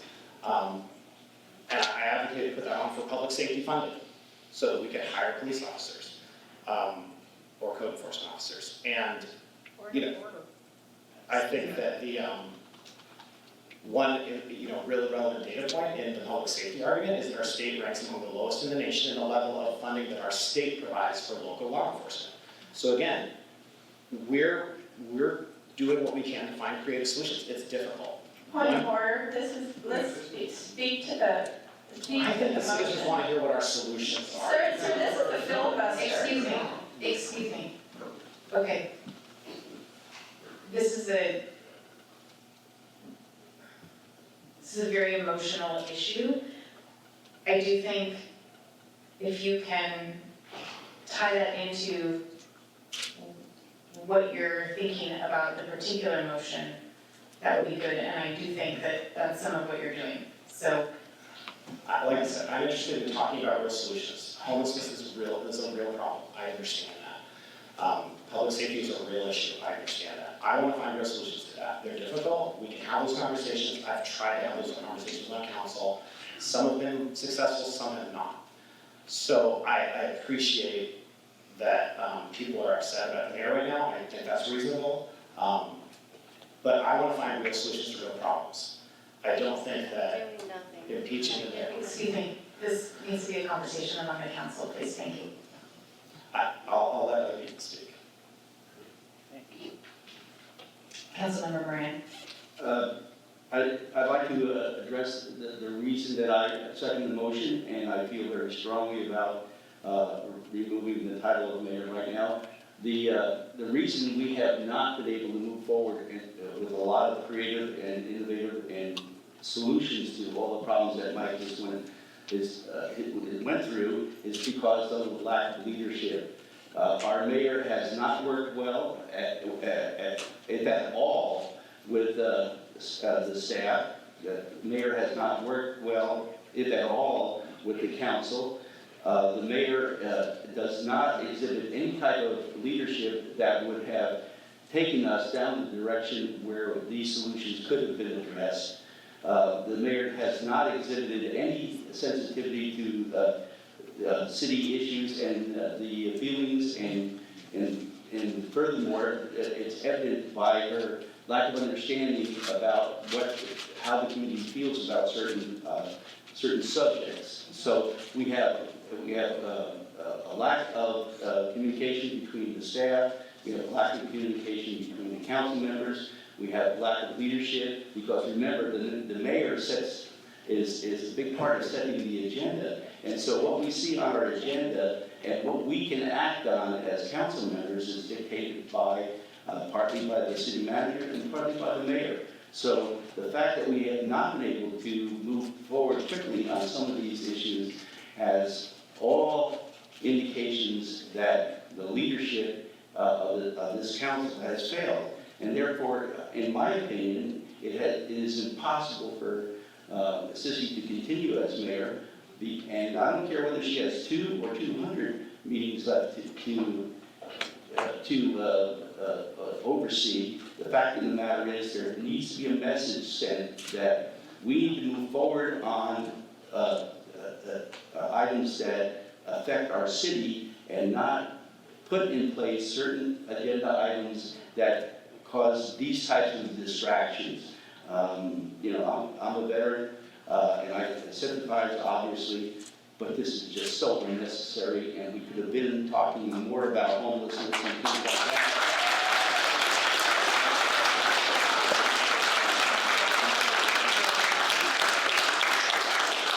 Thank you for that ease. But again, so this is a failure in leadership and a failure of I don't think there's any one of us council members wanted that thing on the agenda, but the mayor went ahead and put it on the agenda anyway. That's an indication of a lack of sensitivity to working together. And again, I feel very strongly we need to send a message that this is not the way we want our leaders to direct the council. And therefore, I feel very strongly that the mayor should step down and the end of this session would be governed by the deputy mayor. Thank you for your opinion. I would like to ask the audience not to applaud so that we can actually get our business done tonight. I appreciate that you're here, but in order for us to work effectively and efficiently, I would ask you to hold your applause in the future. Thank you. Michael. We could thank our veterans here tonight, first off. Second off, I have a brother, 28 years, Chief Warrant Officer in the Coast Guard, still in the Coast Guard.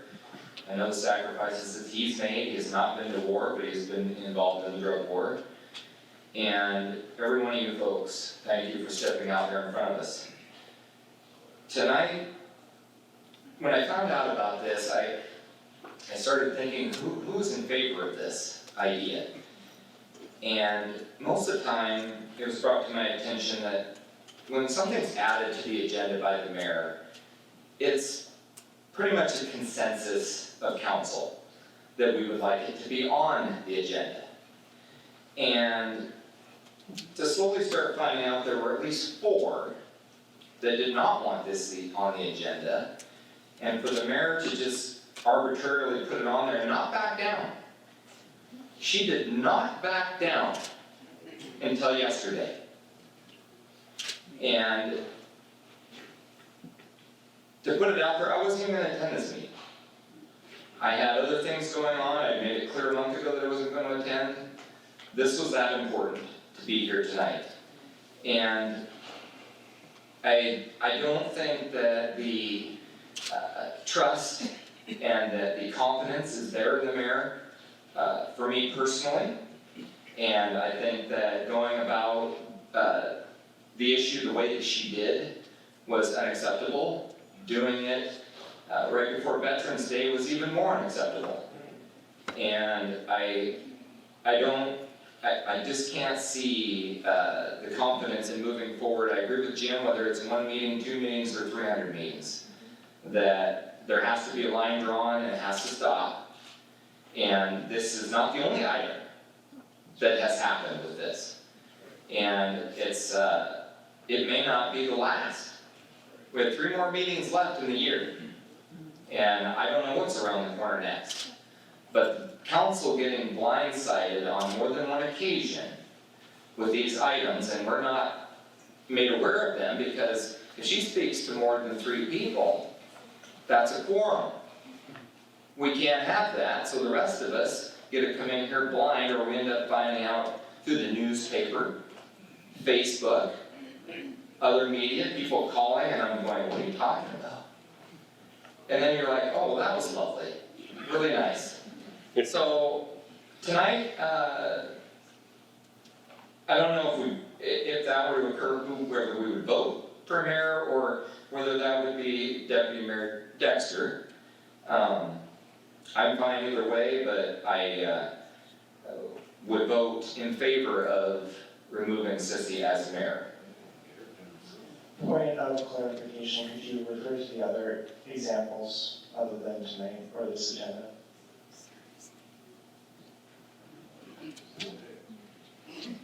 The second one is right here in front of me.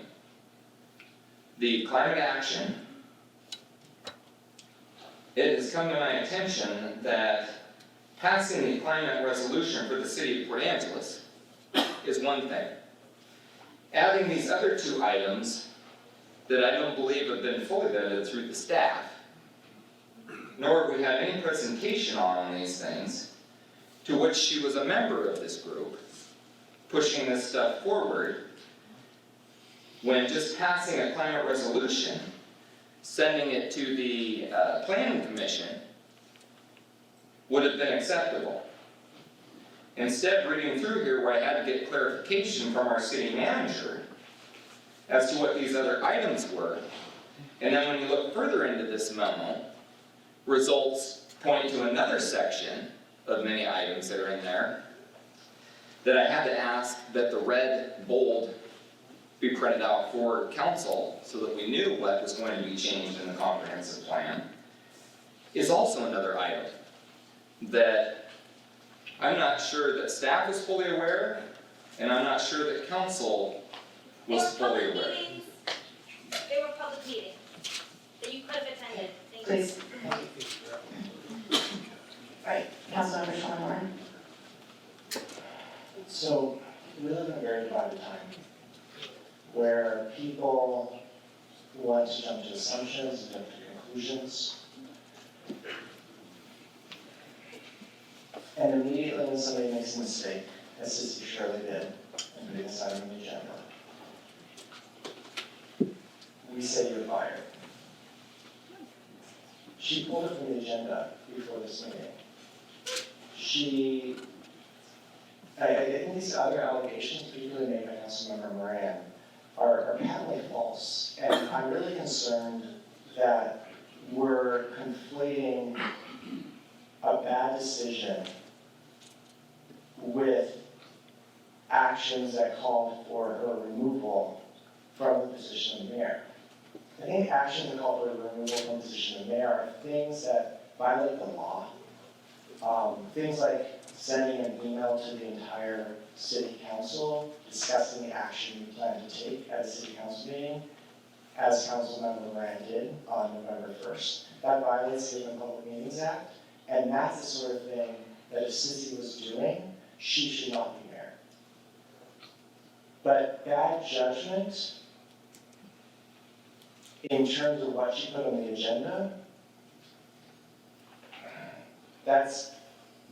this is 2 years into her tenure as mayor. Like, you're kidding me. You're basically saying you're fired. I mean, Thank you. This is pretty absurd, and it ignores the various things that really matter for what we decide as mayor. It is entirely the mayor's prerogative and her right as the mayor to put an item on the agenda. Similarly, it's the prerogative of the city manager to do that. We as the council could put an item on the agenda by majority vote of the council, which effectively means you can't get the mayor to do it, you can't get the city manager to do it, so you bring it to the council, you get a majority of the council to do it. Those are the three ways I have the agenda. So should she have not considered it? Should she consulted with some people before she did? Absolutely. But it's not like she violated her power as the mayor in what she did. So yeah, really. I mean, unlike former Mayor Karen Rogers, who's in the room with the Union Hall back in 2004 and says, there's three of us up here and there's one of us back there, but we don't want to all be up together because we don't violate the Open Public Meeting Act. Come on. That is a violation of the Public Meeting Act. Sending an email is a violation of the Public Meeting Act to all the other council members discussing the action one plans to take at the meeting. So this is not anything that the mayor has done. Basically disagree with her opinions. The council member made the motion, the council member seconded the motion, have disagreed with her opinions since the beginning. They didn't want her as mayor, and now they have a chance to try to up her from mayor and get a little combatants after almost 2 years. This is petty and childish. This is a violation of name calling, and that's a violation of council principles. May I speak, Deputy Mayor? When Councilmember Sherman Warren is done. Okay, Councilmember Kidd. So, what's happened is I've spent 12 years on the city council promoting Port Angeles, talking about what a wonderful community it is, and helping to tell everyone that give us a good reputation. We all are taxpayers, we all are citizens. But what I've been defending my town and defending our veterans to local press, state press, and now national press, because she, as the head of the city council, is giving a perception that we don't honor our veterans, which we do. So I'm arguing for Port Angeles, and that is wrong. We really all need to support Port Angeles, but we have a responsibility, if we sit at this dais and represent you, that we are representing you. This was a clear disconnect. It's not the only one.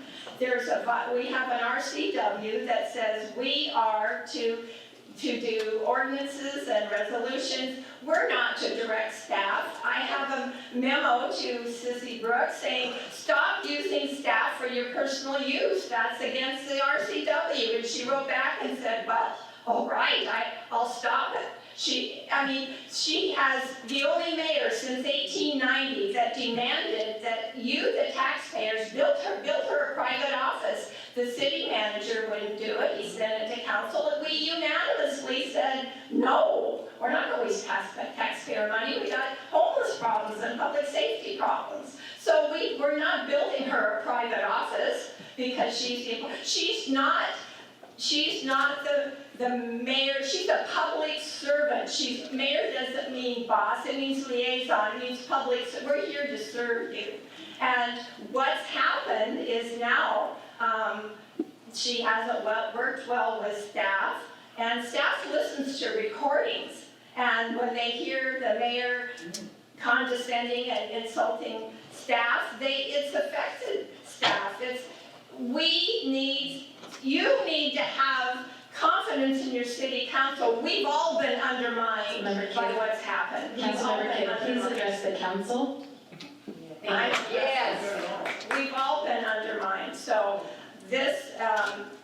we need to restore confidence in our council. We need to restore confidence in our council. This motion tonight is putting us back on the track that you helped start yesterday by removing the offensive memo, and we need to get back on track without the controversial leadership that she has.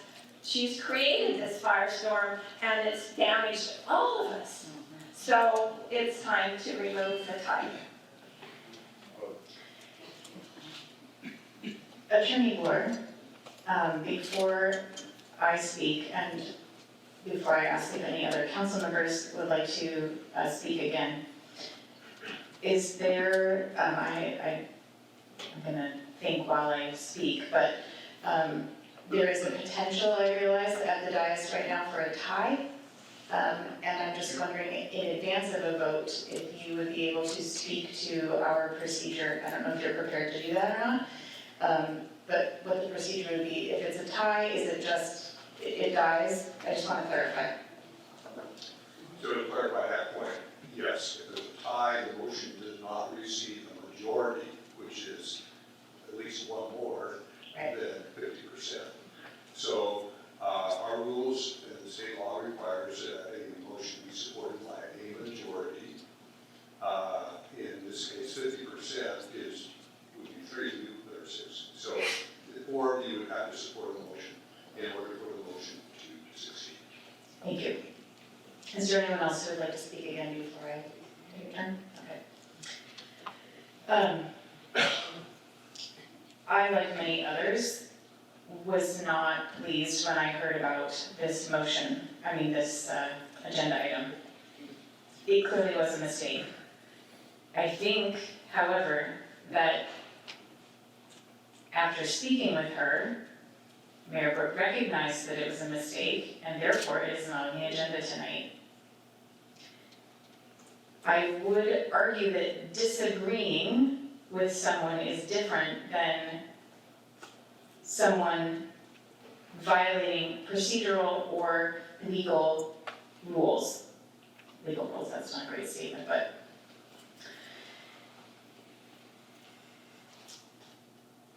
I understand that this has been a divisive issue. I feel like this motion also creates more division. Part of the reason I was working the way I was with my thoughts coming into tonight's meeting is give us an opportunity to work together as a council to communicate to our veterans that we are thankful for their service and appreciate them as part of our community. And I thought, this is great, we have a majority, and we don't all have to agree all of the time, but we don't, I'm having a hard time articulating exactly what I'm thinking, but my general sense is we can all continue to work together. I don't think this one action destroyed the community. I think if nothing else, it showed us that we have a strong community. People are here. We've heard from a lot of people. There's no applause. And we will only make better decisions with citizen input as representatives of our community. So I understand that people are upset. I do not believe that Mayor Burke has done anything that warrants removal. And I think it's a slippery slope if we head down that path. That anytime we have a mayor or a council member potentially who consistently doesn't agree, that we somehow take a negative action against them. I do think a lot of people have said tonight who they won't vote for again, who they would vote for again, and there are a number of council members who do only have, after tonight, 3 meetings left. Mayor Burke will not be here next meeting, I'll be running that meeting. And we have some important work to do that I would like us to do together. So I'm gonna stop talking now, and if anyone else has a follow-up thought, I will accept those before we go to the vote. So we've received a lot of comments in the last couple of days. I stopped checking my email because I couldn't deal with it all and work at the same time. There's one that I happened to look at on the 4th, and I feel the need to read it. It's not representative of many of the comments we received, while we're very thoughtful. But I think this one is symbolic of this motion that is put before the council right now. And as I read it, I think you'll see a lot of troubling things in it as well. Dear Mayor Burke, we don't know who you are, where you came from, or how long you have lived in America, but you are a shameful, disgraceful public representative and should immediately resign and give back the taxpayer money you have been wrongfully paid as mayor. Many of my ancestors immigrated illegally to America centuries ago, lived in the 13 American colonies, and fought and died for this great country from before the American Revolutionary War. My family and I strongly oppose your stupid efforts to erase history and remove colonial soldier symbols at Veterans Park. If you are ashamed of the history of this great country and the brave men and strong women that made it into the greatest nation in history, who fought and died to give your sorry ass the opportunity to be mayor, please leave the country ASAP. Don't you or your shamed family ever come back, and don't let the door hit your collective asses in the butt on your way out. I'm sure there are many in this great country who would gladly donate to buying you and your shamed family a one-way ticket out of the country. On the Liberty Bell, there's an inscription. Do people know what it says? Read your wife's email. It says, Excuse me, I would like everyone to be able to stay and participate, and that is unacceptable. Thank you. on the Liberty Bell, it says, declare liberty throughout all the land and unto all the inhabitants thereof. In this message from this constituent or this person, it really seems like there's this love it or leave it thing that is really not acceptable. And then in this motion before the court, before the council, I feel like it's doing what this email is talking about. It's saying love it or leave it. Like, one mistake and you're out. Like, get out of our country. Mayor Burke has said publicly she is an immigrant to the United States. She's a U.S. citizen, she's an immigrant. Her first language is Spanish. She is perhaps one of the first women of color as our mayor. And here we are saying, get out. What are we doing? Why are we doing that? This is really ridiculous. And we should go in reverse. Okay. Councilmember Moran. One final comment. I think the point is being missed here about we're trying to remove her because of this one action. My point is we've seen almost 2 years of ineffective leadership, lack of communication with staff, lack of communication with the council, and this is just a culmination of 2 years worth of problems that have been caused by the lack of leadership we've seen in our mayor. This motion is not a punishment for one error. This motion is made to correct 2 years worth of ineffective leadership and has driven this council in many different ways. Let me give you just a quick example of what I'm talking about. I had the privilege of broadcasting Port Angeles High School volleyball girls matches this season. Prior to this season, this team was 1-28, 1-28, a very ineffective team. This year, they're 7-7 and going to the state tournament.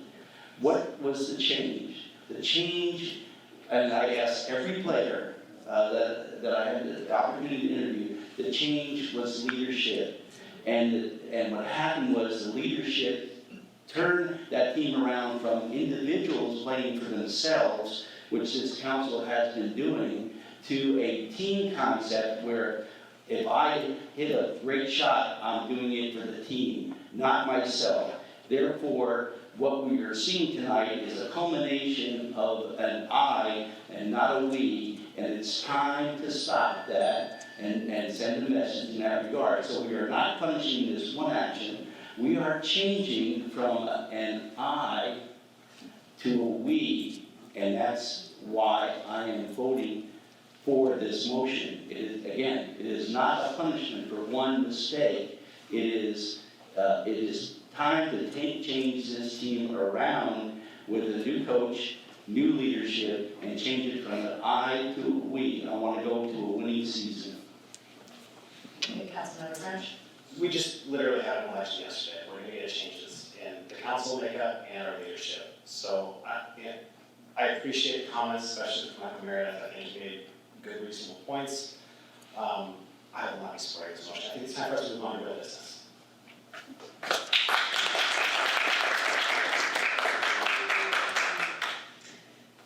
So, I want to address the 2 years of ineffectual leadership, because I think I take offense to that. We have accomplished in the 2 years quite a lot, actually. And it's not one person who leads this group, it's all of us. And so I find it very frustrating that because of this one misstep, that we all agreed was somewhat egregious, and are trying to move forward together from, that we're now in a position of further divisiveness. And I find it frustrating that if these issues were significant enough for this one misstep to cause the desire for her removal as mayor, why we haven't talked about this at all in a public meeting up until now. So I'm having a hard time accepting the argument that it is anything other than this particular issue, which we have all agreed was a misstep that should not have happened, and I'm quite certain that she is aware of that. I think everyone's had a chance to speak twice, so I'm going to ask all those in favor of the motion, please say aye. Aye. All those opposed, please say no. No. Hand vote, please. Okay, a hand vote, please. The ayes, please raise your hand. The nays. Thank you. I think this is something to celebrate regardless of the outcome, so, I think it's indicative of the kind of work that our whole community needs to be doing together, and we heard a lot about homelessness tonight, and I hope that the people who are here who are concerned will maintain the energy that has been generated around this issue and work with us to work together as a community to help start solving some of those problems. I would like to take a break at this point. I want to say thank you to all of you for coming. Of course, you're welcome to stay, and I also understand it's 8 o'clock, so if you want to go home and have a drink of water or something, please do. Thank you.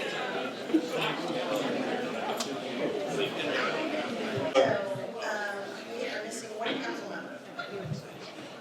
So, but we will move forward with the public hearing, ordinance levy 2019 property tax collection in 2020.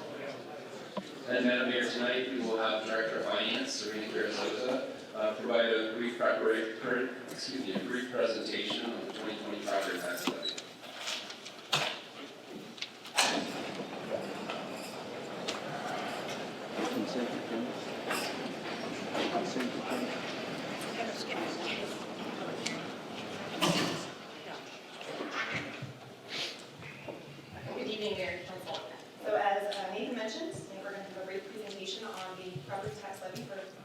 2020.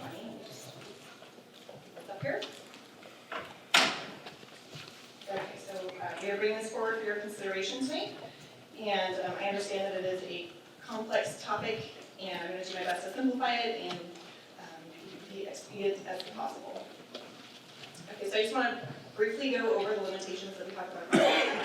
So our statutory limit says that we cannot take more than 1% of the full fair market value of what our current property tax levy is for this year. And so another limitation that we have there is kind of twofold, is that we can't levy more than $10 for all of the jurisdictions for every $1,000 of assessed value. So what that looks like is the state can take $3.60 of that $10, and then local districts, that includes cities, so that's where we fall, have $5.90, and then there's other category that's 50 cents. And so for us in particular, that's our environment's pension. So that's where the total of the $10 limitation comes in. And then just some examples of those senior taxing districts includes counties, road districts, cities, and public utility districts and port districts. So you can see that we're all kind of sharing that 1%. Can I have you clarify that first statement in a slightly different way, or just state it myself so that I make sure I understand? Yes. So people recently got their new property tax valuations, and so this 1% is not based on that value, it is based on 1% increase over whatever we had last year and then consequently some years before that. Is that accurate? Or is it on what your 1% increase? I just want to make sure I totally get that. Is my question clear? Sorry. So it's partially accurate, yes. So it's 1% of the total, but as we move along, you'll see kind of how the assessed values and the levy rate really brings that into factor to keep that 1% limitation going. So I'll have you an example of that, and hopefully it'll explain more. If you have more questions, feel free to ask. Okay, so what this looks like for Port Angeles is that our regular limit is $3.33 per every $1,000 of assessed value. In addition, if we have the option to take an additional 22.5 cents for our fireman's pension. We currently do not take any amount for the fireman's pension. So the total levy limit that we are allowed is $3.55 of that $10. In 2019, the levy was $2.53, and so we have an additional almost 80 cents that we could have taken if we were not limited by the 1%. So that's kind of where some of your question comes in. Is we're limited, so we can't take that full amount. We still have to stick to that 1% limitation. So in 2020, our levy estimate is $2.27, which leaves us a little over $1 on our available capacity. And so the reason why it has to do with our assessed values, and I'm going to get into that a little bit more as we move along. But I did want to continue to go over what our limitations are for property tax so that we understand all that factors when we're calculating this. So the state law, that 1% limitation, says that we can take up to 1% or whatever the implicit price deflator is, whichever is lower. So the implicit price deflator is for personal consumption, and it's published by the Bureau of Economic Analysis. And essentially, every September is kind of our trend line for that. So we look at the September IPD, and that's what we go by. So currently, that's 1.396%. So it's above 1%. We cannot take the full 1.396, we can only take 1%. And then I did also want to note that the 1% increase is directed by Section 2.13 of the city's financial policies. And that 1% increase is regardless of what the IPT does come back at. So if we look at the implicit price deflator over the history of time, there have been a couple times where it's dropped below. And in those cases, we've had to take to council an additional resolution to declare a substantial need to take that 1%. Okay, so the value of this 1% for 2020 is estimated to be $45,900. And the value of new construction, which we get to take in addition to that 1%. So what happens is we have an estimate that we believe for our new construction. We're allowed to take that in addition to 1%. And then the following year, that new construction becomes part of the total assessed values. So for 2020, that total tax value is about $29,900. And since we're talking about value of new construction in addition to, there are two other things that we're allowed to take in addition to that 1%. One are refunds, and the other one are improvements for property, which we have rolled into our new construction total there. So looking at the history of what that value of 1% is, you can see it's or heat incremental as we go along because of that 1%. So what you're seeing here includes the amounts for refunds and our new construction. And I just did want to note that even though it looks very, very incremental and it's small, because the value of our new construction is included in there, that means that we're having steady growth as well. So that's just a good indicator there. So looking at our assessed values, and this is really where we get into the 1%. The assessed values and the levy rates are completely tied together. So if our total assessed value goes up, our levy rate has to come down to maintain the 1% limitation. So for example, from 2019 to 2020, the change in assessed value for Port Angeles was 12.1%. And so you'll see over here that our levy rate of 2.27 came down from 2.53. So it came down just over 11% to allow us the 1%. Does that make, it's kind of like a give and take there. So this is actually a really good economic trend we're seeing here. Because I know a lot in the past, we've had a lot of strategic planning towards finding ways to increase property valuation in the city limits so we have a sustainable budget. Yes. So I really like seeing this chart.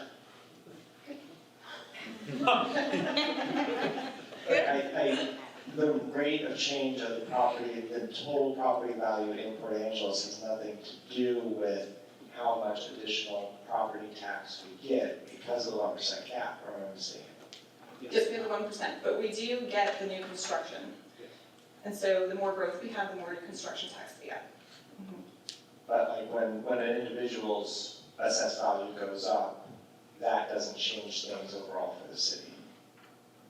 It changes in the 1% area, yes. Yeah. Okay, so I wanted to just briefly show some history on what our regular levies and our excess levies have been. We currently don't have an excess levy. We just have the regular levy. And I've shown examples of what taxes on a range of homes would look like from $200,000 to $300,000. What was the excess levy in 2012, 2014? It was for the library. Thank you. So I do want to note that this chart only includes the Port Angeles property tax. So this is just what we would collect within the city. And I did want to note that the average market value of a home in Port Angeles currently is $264,700, and I did pull that off from Zillow. But I do also want to note that market value and assessed values are two different things. And so just keep that in mind, that usually assessed values are a little bit lower than what you can actually sell your home for. Okay, so I'm going to go back to here for just one moment so I can explain what the last slide is going to look like with the example. So I mentioned that the assessed values on average went up about 12.1%. And then on this slide, I mentioned that in 2019, with our levy rate of 2.53, on a home that is worth $250,000, we collected $632.50 in taxes. In 2020, our levy rate went down to 2.27, and on a $250,000 home, that's $567.50. So it seems like we would be collecting less. However, keep in mind, the average value went up 12.1%, which means a home that was worth $250,000 in 2019, in 2020, the amount that would be assessed, or the value, is $281,250. So that's where that 12% increase comes in, which results in the decrease on the levy rates. So a really simple way of looking at this is to take the assessed value for every $1,000, so 281.3, because I rounded, and to multiply that by the estimated levy rate of 2.27, and that does include the 1% increase. And so you'll see that that amount would be $638.55. That's the same home in 2019 that was worth $250,000. And what that increase from 19 to 20 would be for that home would be $6.05, and that's for the whole year, so about 50 cents a month. Before I move on from the calculation, are there any questions on this particular area? Okay. I know it's a little bit confusing. So I just wanted to take a quick moment to go over the budget process, because the property tax levy is a portion of that. The property tax is the largest source of revenue within the general fund. And so we'll have the second public hearing of the ordinance on the 19th, but we'll also have the first reading and public hearing of the 2020 budget. And then we'll have the second public hearing and reading of that ordinance on the 3rd of December. So tonight, we have the recommended process for council. if you have any questions, I would be happy to answer them at this time. But we also, there's 2 parts to this process for property tax, and that's one is a resolution stating your intent to take 1%, and the second is the ordinance that would allow the collection of the 1% or the authorization. So tonight we are looking for council to adopt that resolution and then conduct the first reading of the ordinance and open the public hearing and then continue that public hearing to the 19th of November. So that is all I have on property tax. I know that's pretty quick. So if you have any questions, I am available this time. Great, council, any questions? No? All right, well, let's open the public hearing on this. Let me read the ordinance to close now. An ordinance of the City of Port Angeles, Washington, levying regular and foreign property taxes for collection in the fiscal year 2020 and directing the city clerk to certify said amount to the Board of Collin County Commissioners. So anybody in the audience right now who would like to speak on this matter, please step up to the mic and give us your opinion. All right, well, so this will be continued to the November 19th meeting, so we can speak at that point as well. So, council, I guess we'll move to the resolution. We're ready for the resolution. A resolution of the City Council of the City of Port Angeles, Washington, pursuant to RCW 84.55.120, authorizing an increase in the regular property tax levy for 2020. I move that we adopt the resolution as read. Second. All right, so we have a motion on the table in a second. Any discussion?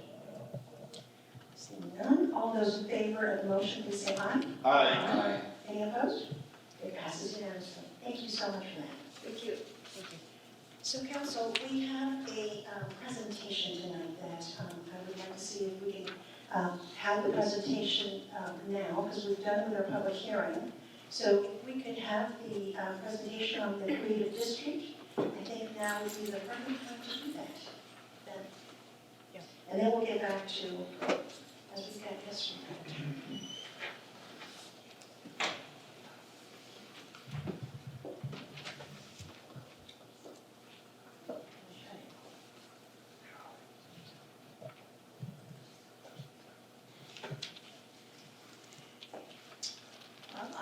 Madam Mayor, City Council members, members of the City of Port Angeles, thank you for your time. My name is Annette Roth.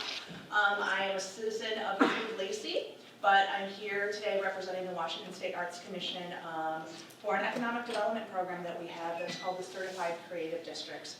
So I'm going to give you a brief overview about what this program is and what it does and what the benefits are for communities that are interested in becoming certified creative districts.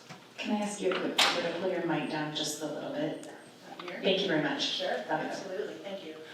So really quickly, to describe what a creative district is, it's generally a geographically defined area within a larger community, such as a downtown or an area where there's a lot of arts and culture activities. We look at this primarily as a vehicle to grow jobs and economic opportunities through arts and culture within a specific community. Creative districts very often are focal points. They're places, gathering places for people to gather, to enjoy arts and culture and heritage activities that exist within the community. And they're also a way for a community to promote its uniqueness, to promote the cool things that it has going on and to be able to use those cool things to further additional arts and culture activities. So our program is a state certification process. It's about 1.5 years old. The legislature passed legislation in the middle of 2017 authorizing the creation of the program, and we officially started at the beginning of 2018. So we've been going for a little bit more than 1.5 years. We work with communities all across the state of Washington to help them figure out how they can use arts and culture to create economic opportunities, to grow entrepreneurialism, to provide all kinds of opportunities like that. The process itself is customized to each community. That said, we have criteria that all the communities have to meet, but it's kind of adjustable so that communities of different sizes can take this idea and use it to further their aims. It's very much a public engagement process, a community planning and engagement process, and it's designed to foster authentic and diverse community engagement. We like to see lots of people coming together to be able to make a creative district fly. And within our legislation, we have written some piece of the legislation that talks about opportunities for affordable housing or workspaces for artists and creatives. And so, we're working with communities to see what their needs are in that regard and how we can help support that. Now, the certification benefits the community primarily because it is a state certification. So, if you will, it's kind of a stamp of approval of some sort of the arts and culture work that a community is doing, and the belief that we have at the Arts Commission that the community is able to take that work and move it into the future. It's a way for communities to be able to get more grants and to further additional partnerships within their community. Like I mentioned, it's very much an economic development tool designed to grow entrepreneurship and small business development. It's a way for communities to take and organize their arts sector activities. Oftentimes you'll have an organization over here that's doing this, and this group is doing that, and this group is doing that, but they're not really working together. And so this is a way for people to do that so they can be more cohesive in the work that they do. There are redevelopment opportunities that are bound, particularly in communities that have, say, opportunity zones, for example, or they have that one place that we just wish somebody could, redevelop it somehow or another. We've seen opportunities in other creative districts where those things have started to happen. And it's designed to help bring the communities together to create their future. Very often, the communities that we're working with are in rural areas. I have a map that I'll show you of all the communities that we're working with. And they're thinking about how do we move forward into the future as our community changes, as it grows, or maybe contracts a little bit, depending on what's happening, as certain industries kind of fade away and others are coming to the forefront. How can we use arts and culture to help create a little bit more of a sustainable and holistic economic future for ourselves? So the process is pretty straightforward. It's basically 4 steps. That's not to say that it's super quick. It is comprehensive, but we wanted to make it as simple as possible. So the first step is to kind of bring people together towards this idea of a creative district. Is this something that's even reasonable or feasible for our community? And if so, do we want to move forward with this? And if they decide that they want to move forward with it, then the planning activities start to happen. And so that's working with a group of stakeholders, community members, small businesses, local businesses, artists and creatives to ensure that they are able to really work together to plan what they want their creative district to look like. Once that happens, then a community is invited to apply online, so all of our application materials are on our website, and they can submit a formal application after they meet the criteria, and then we will convene a panel once we get the application to take a look at it. Currently, we do offer a small grant for communities that are starting their creative district work. We hope to keep doing that and possibly increase it in the future. But once a community is given, the go-ahead to become a creative district to get that certification, then they can start the work that they're doing. So this URL that's on here is actually the Community Readiness Toolkit, which is a tool that we've developed. It's a comprehensive workbook, planning workbook, that communities can use, people in communities can use to look at what their arts and culture is. What is the heritage of our community? What are the cool things that we have going on? What are the things that we want to grow now, 5 years, 10, 20 years from now in the future? And how can we get different groups of people together, school districts and businesses and downtown associations, city, all those kinds of people working together so that we can make this happen. So really briefly, the things that make a successful district are a clearly defined arts and culture identity. That's extremely important. Obviously, you can't have a creative district without creatives. So making sure that that's there is key. Having broad community support and strong organizational partnerships is also key. Those are in bold because, in my opinion, those are the 2 things that will make or break this process. If people aren't interested and if there's not organizational partnerships where people are working together, it very often is really challenging to move this process forward. We definitely need to see city approval or cooperation. That doesn't mean that the city needs to lead the process. Our legislation has an allowance for either a city, municipal, or tribal government, or a 501c3 or C6 to hold the administrative position. But they need to work in concert with each other. And then we also like to see that there's a solid plan and a long-term vision for arts and culture activities and the growth of those particular things. So we support the creative districts in a number of ways. We provide resources and guidance. We have as a state agency, we're committed to an open and fair application process. All of our districts are judged on the same criteria, even though their districts are gonna look different. We wanna make sure that everybody knows what they're getting into and what to expect throughout the whole process. We have networking opportunities. We'd like to bring our cohorts of our creative districts together annually so that they can talk shop with each other, that we can learn from them, we can figure out how we can better support them moving forward. We're providing ongoing technical assistance, including leadership training, entrepreneurial development for artists and creatives, which is something that we've been hearing a lot from folks across the state, that they really need that.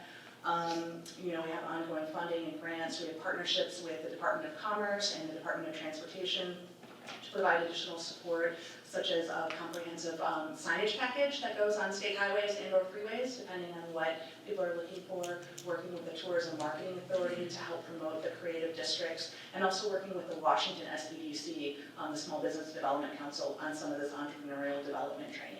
And again, like I mentioned, affordable housing and the workspace is something that we're looking very strongly at. So this right here is a map of communities that are pursuing the Creative District designation as of September 2019. It's color-coded, so we have 3 colors in there. The colors, the cities that have red dots next to them are the ones that are active. They're actually certified creative districts, and currently we have 3 of them in Washington. The city of Edmonds, the city of Chewelah, and the city of Olympia. And so all 3 of those cities were, Edmonds was certified in December of last year, and Olympia and Chewelah in June of this year.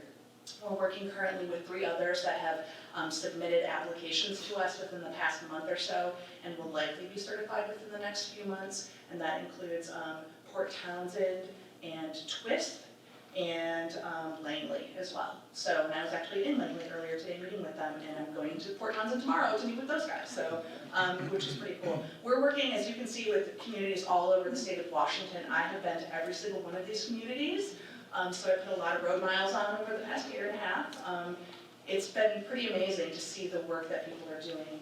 Some of the communities, most of them, honestly, are not in the Seattle metro area, which to me is really gratifying. That shows me that smaller communities recognize the value of arts and culture. They recognize that culture and heritage are ways forward for them to be able to continue to be viable communities, now, 5 years from now, and 20 years from now.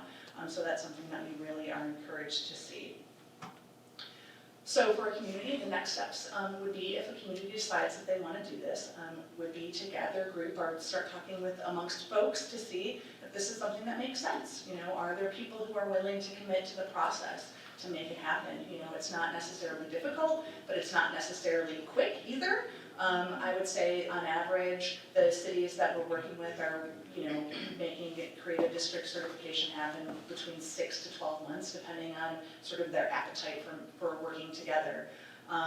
If a community wants to do that, then they should start thinking about setting planning schedule and roles. Contact me, I'm here to act as a facilitator and a guide for communities, doing facilitated planning, strategic planning exercises, coming to communities to talk with them, to meet with folks, do presentations like this, and then determining where the location is going to be and figuring out mission, vision, values, and start working on the toolkit exercises.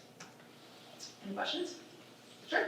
Yeah, this is really interesting, and we're an arts-centered community. We have some very talented artists in here. So how once we get a group together, how do we communicate with other communities who are in the process so we don't have to reinvent the wheel? We can learn from other communities that have done that. So do you have a network? We do have a network that we've put together. One of the things that we do want to see, however, is that each community creates their own plan. So one of the things that we discourage other communities from doing is saying, here's our plan, this is how we did it. But we have our communities connect with each other, they call each other up, they say, hey, we ran into this problem, but you guys figured it out, so let's talk to see how we can do that. And that's something we definitely try to foster. Well, we are obviously unique in our art community, so that's not a problem. I just was thinking about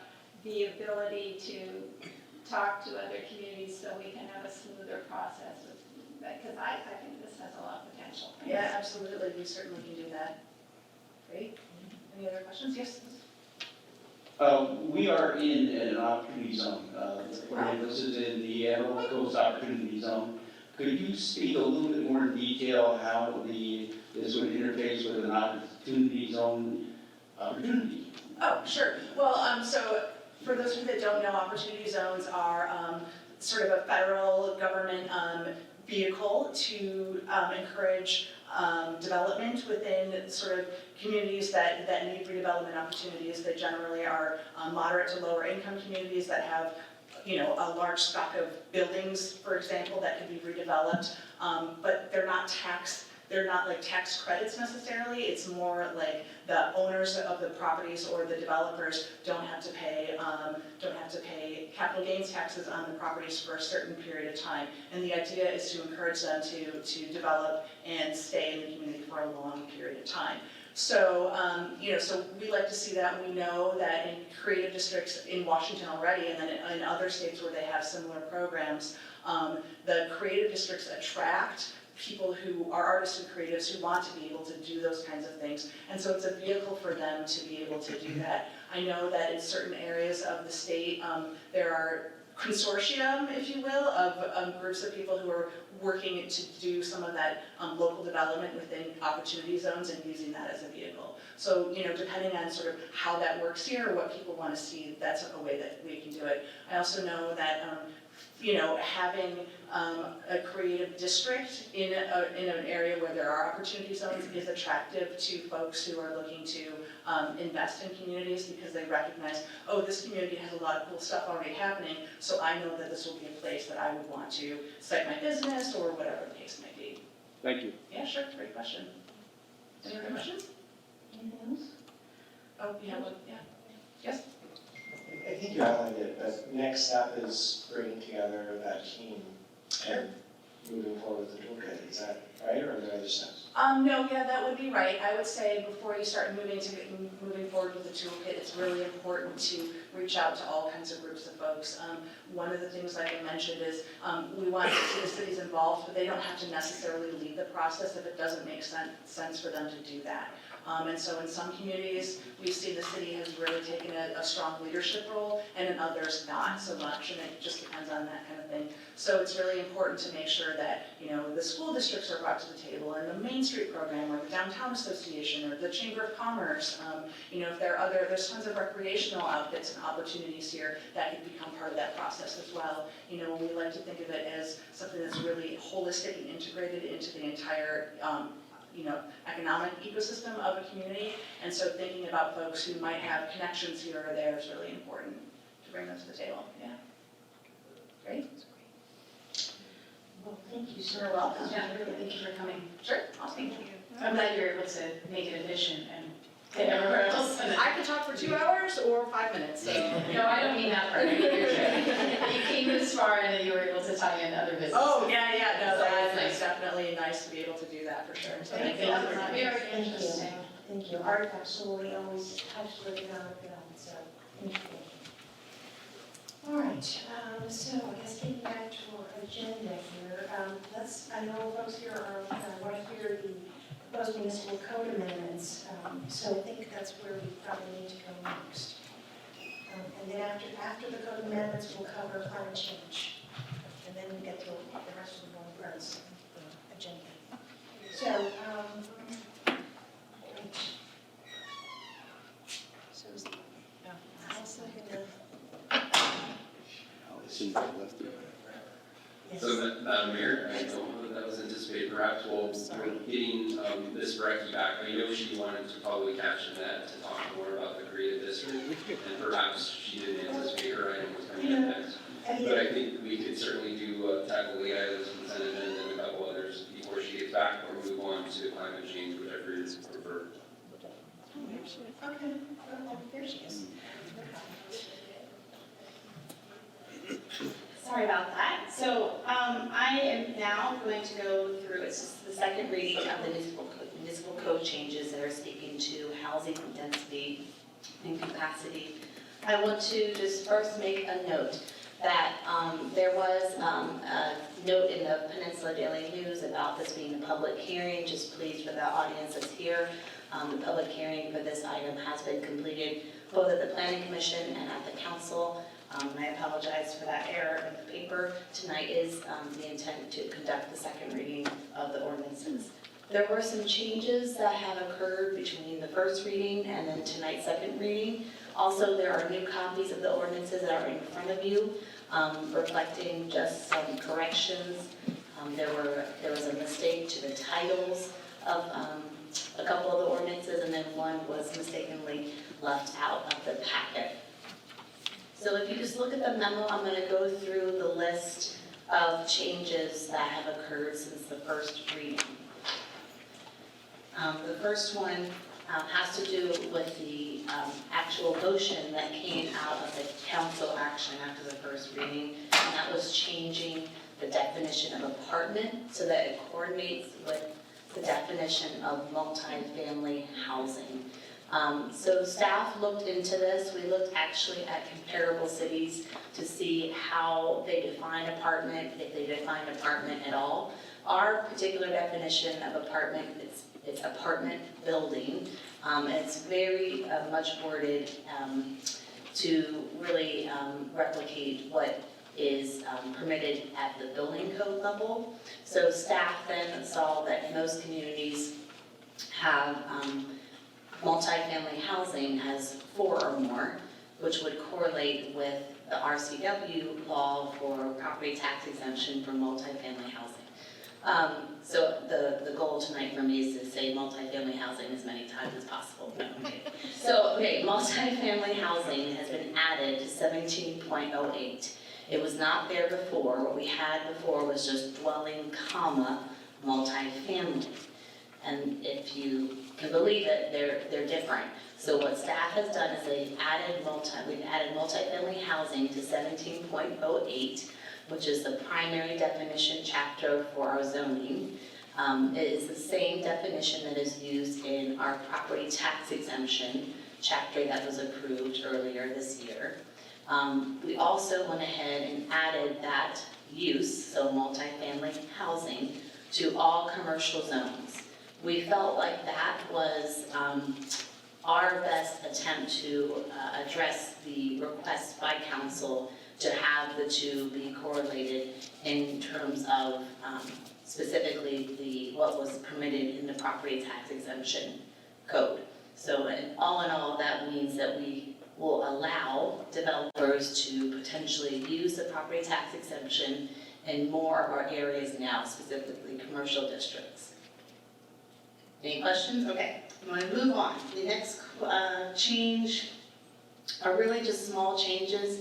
We heard a comment from council about the confusion of what we meant by ground floor uses for artisan manufacturing, so we slightly changed the wording, and so I'm hoping that helps with that. That piece not being clear.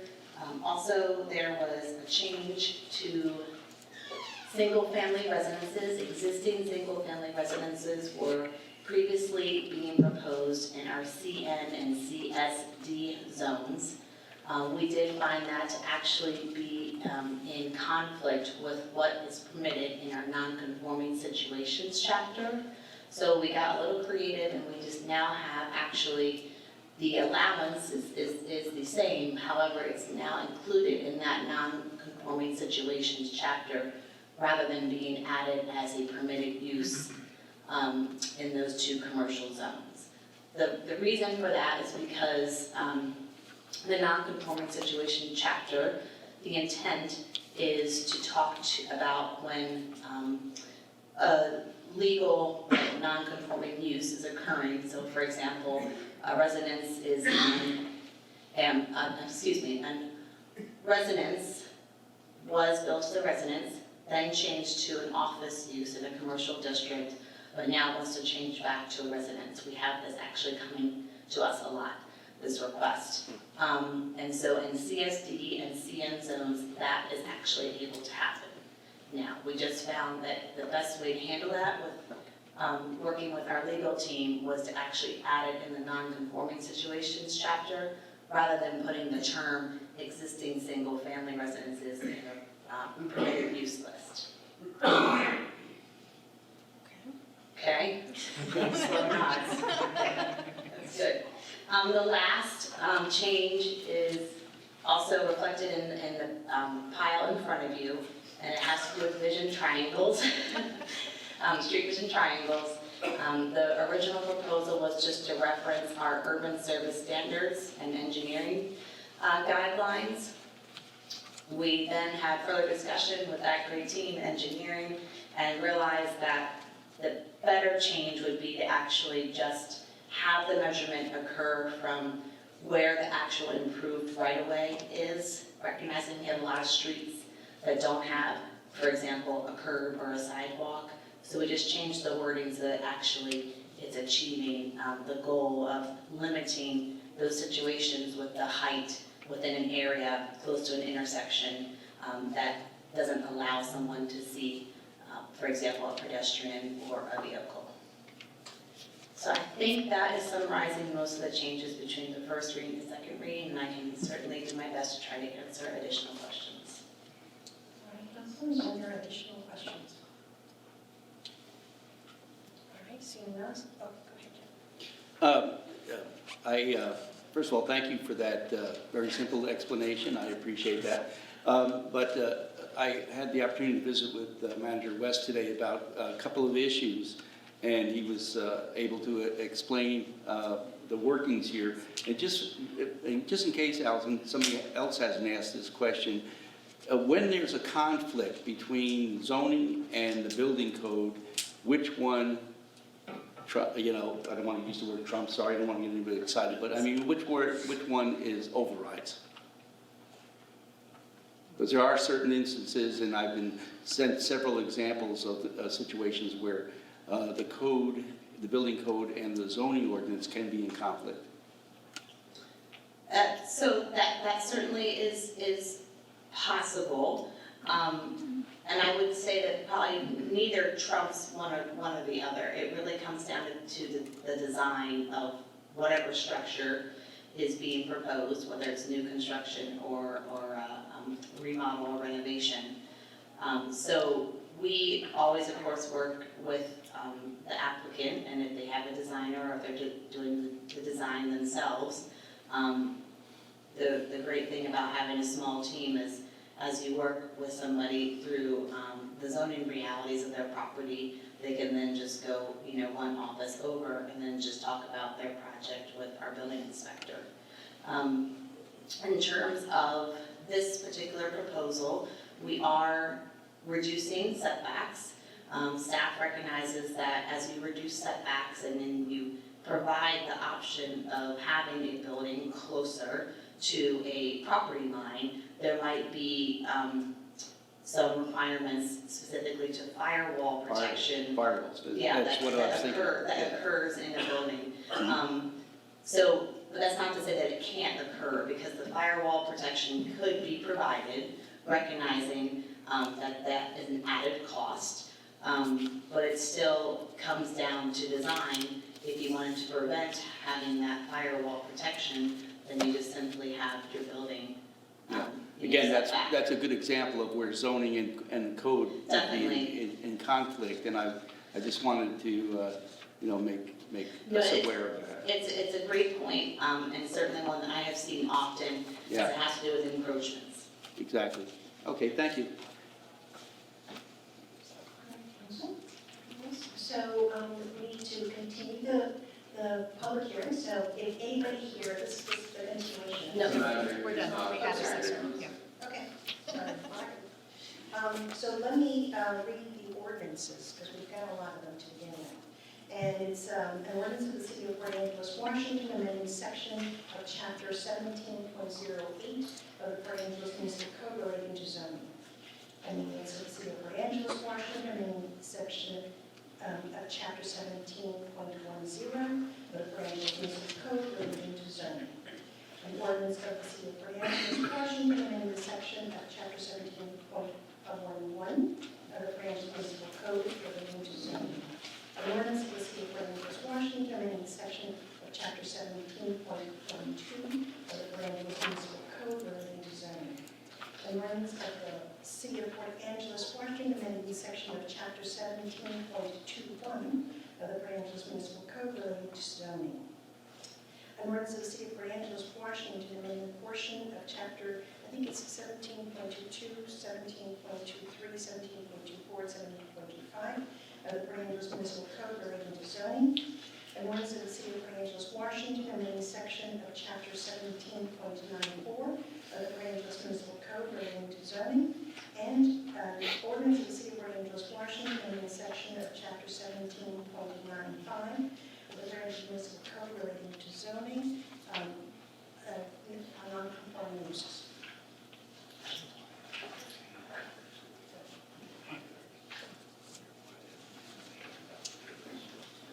So from that, so we will so any discussion? Could you repeat that, please? You knew somebody had to ask that, right? Absolutely. Sorry. Yes. So this is one of those council decisions where you go, well, this would be good, but I have a problem with this, and it's a balancing act. I'd like to ask Chief Dubuque, I have a concern about the continuing congestion on seeing our city streets where people are parking on both sides of the streets, and our residential wide streets are now becoming one way. And I have a concern that this will add more on-street parking. So let's talk about public safety and fire trucks. Is that a topic of discussion at all at the fire department about the congested parking on the streets at this point?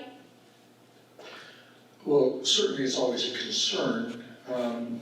We know, and for the most part within the city, the streets that are so narrow that don't allow or enable a car to be parked on both sides of the street already don't allow that. So for the most part, anywhere else in the city now where there's a car parked on both sides, we still have the ability to get through. But there are some, I can't think of any off the top of my head, but there are a number of them in the city now where if there was a car parked on both sides, we wouldn't be able to get through. And so they're already identified as allowing parking only on one side. Okay, super, because I feel that we're creating more parking congestion, and then that's a problem by helping building more, which I think are good suggestions. We're creating more parking congestion that we're going to have to deal with down the road, and I'm uncomfortable with helping problems by creating another one. So, okay, well, thank you, Chief. Any further discussion? Solve parking with parking policies, not housing policies. So, one of the things that I'd like to suggest in this, and when we get to motions to adopt specific ordinances, I'll make that, but I figure I should just generally speak to it now, which is we continue to have a minimum lot size for duplexes. It's the only use listed in these ordinances that has a minimum lot size. I think we can do away with that. As Councilmember Moran pointed out, there are many other policies and regulations that restrict use on properties. And so we don't need this extra limitation on the use of duplexes. So as we go through, I'll make amendments to remove the minimum lot size. I think we can discuss that on this motion, but I'm going to raise it because it's going to impact 3 of the sections, or 3 of the ordinances. And then one other is, one of the policies concerns that has been voiced to me by local developers is ADU size. It's proportional to the main building, but sometimes the building in the house, an existing house in Port Angeles, that might be an 800 square foot building. So then you're talking about the ADU being 400 square foot, and it just doesn't pencil out. And so I'd also like us to, and I'll make this motion when we get to it, with the amendment, but have an alternative option for the minimum or the maximum size of an ADU. So it's either 50% of the square footage of the primary building, which is what the law currently says, or 600 square feet, or smaller, whichever of those two is greater. So if that main building, for example, is 800 square feet, under the law now, your ADU can be a maximum of 400 square feet. If we adopted this change that I'm suggesting, your ADU could be up to 600 square feet, which makes it much more usable and functional as a building.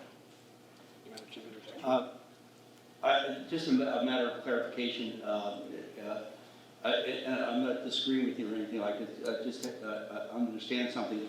If we had, are we going from an ARU to a duplex in that situation? When we start to get closer to the equal size, and I'm not disagreeing with, I don't want to see a 400, somebody living there, but if you have 800 and we move it up to 600, it appears to me we're getting closer to the definition of a duplex as opposed to an ARU. Is that splitting hairs, or, Allison, what do you think of that? I think that's a reasonable concern. If it's okay, what I would say is that, when I was talking about that property tax slide, increasing property values encourages best use. And so there are a lot of really underused parcels in the city of Los Angeles. What I don't want to see is, what I do want to see is those parcels being used for best use. And so sometimes that means demolishing the existing house and building a new house, which motivated property owners would be motivated to do as property values rise. Does that make sense? So we could also say, we want to put little tiny houses in the background. I think ADUs are great. I want to support them every way we can, but I also don't want us to just see these underdeveloped parcels and think the only way to use them is ADUs. The other way to use them is giving people incentives, economic incentives, to use the best use. So I'm going to pipe in on this one because it's kind of interesting. So a duplex has a shared wall, or they have a shared wall. If you build an ADU and a house and you connect it with a shared wall, that ADU becomes a duplex because it meets the definition of having a, is that correct? Having a house that is connected with a shared wall that's shared with the ADU fits the definition of a duplex. Okay, there's attached ADUs and detached ADUs. So right, but you can can refer to the planners on this one. But as I understand, if you have one long wall that from the house, that wall continues in terms of space, and then you have the ADU, that is considered a shared wall, and therefore fits the definition of a duplex. So I think you're right about, with Jim, they were splitting hairs. So I guess I will stay away from just discussion of the shared wall and just really talk about more a duplex. So the idea of an accessory, okay, keyword, accessory dwelling unit, by the way, we're going back to dwelling unit, is that it's accessory to the principal structure. So whether it's detached or within the principal structure itself. So duplex, you could go as large, you don't have that, it could be equal, the two units are equal in size. I don't want to just, the shared wall is really speaking more about building code requirements. In terms of zoning regulations, what we have in place right now is the idea that the accessory dwelling unit needs to be accessory in size to the principal structure or use. So right now our definition, or I'm sorry, the what is in code, the maximum unit size, and we have an actual ADU proposal right now where this is an issue. And we were discussing what gross floor area means, which we don't have defined in our code. This is great. If we felt the example that the council member shared about the 800 square foot, we have tiny homes in this town. Staff was not supportive of, allowing it to be equal in size. So you have an 800 square foot structure, or two of them on a lot. Or we have the scenario where it's within the same structure. Again, you're creating a duplex instead of an accessory dwelling unit. You see communities just simply saying it has to be less than. So you don't actually have a set square footage and you don't have a set percentage. That gives you the flexibility. Something else that came up, but we didn't dare propose this with the second reading, was the fact that we do have a restriction right now that the ADU can't have more than one bedroom. And I know I've heard this council speak to that about potentially not wanting to limit the number of bedrooms in an accessory dwelling unit. But that has to do with size too, as we're talking about the size of the ADU. Can I ask just following up on that then?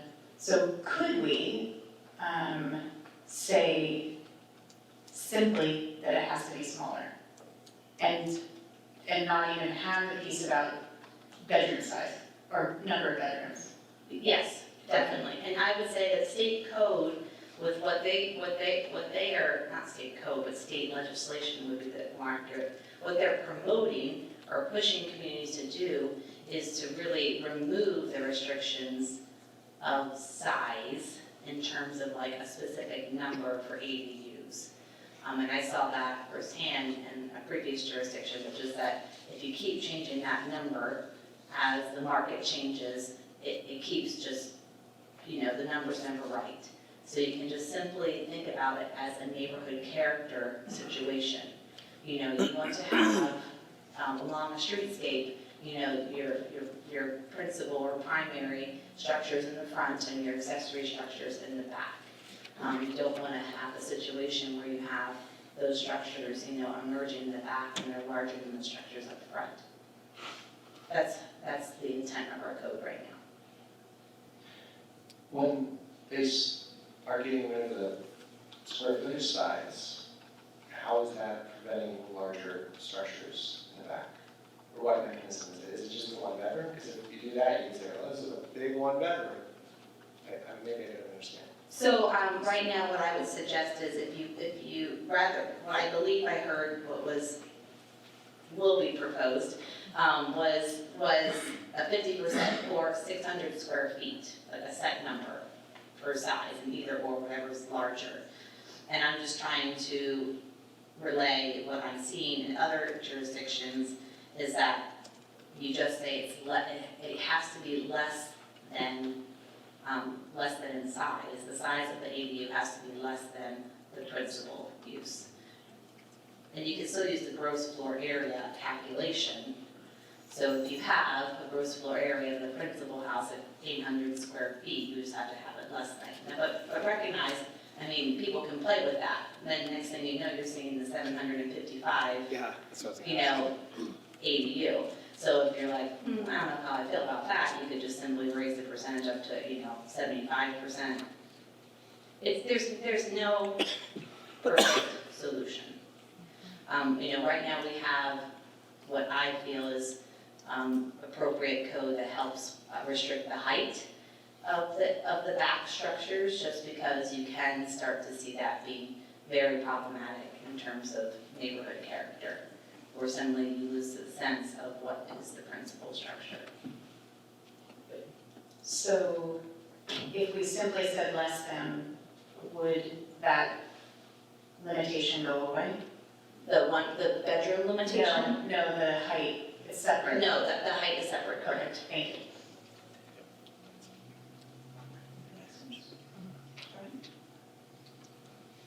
So I move to adopt an ordinance in the city of Port Angeles, Washington, amending chapter 17.08 of the Port Angeles Municipal Code relating to zoning. So just to clarify, this is just the first ordinance as is in the paper versions provided to the council today. All right, any second on this? Second. All right, any further discussion on this one? None, all those in favor of the motion, please say aye. Aye. Any opposed? No. All right, we have one no. I move to adopt an ordinance in the city of Port Angeles, Washington, amending sections of chapter 17.11 of the Port Angeles Municipal Code related to zoning with the following amendment.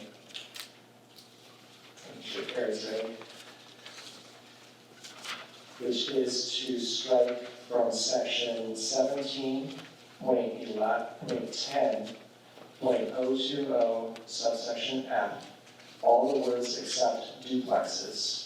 So in other words, to strike the words on lots not less than 7,000 square feet in area.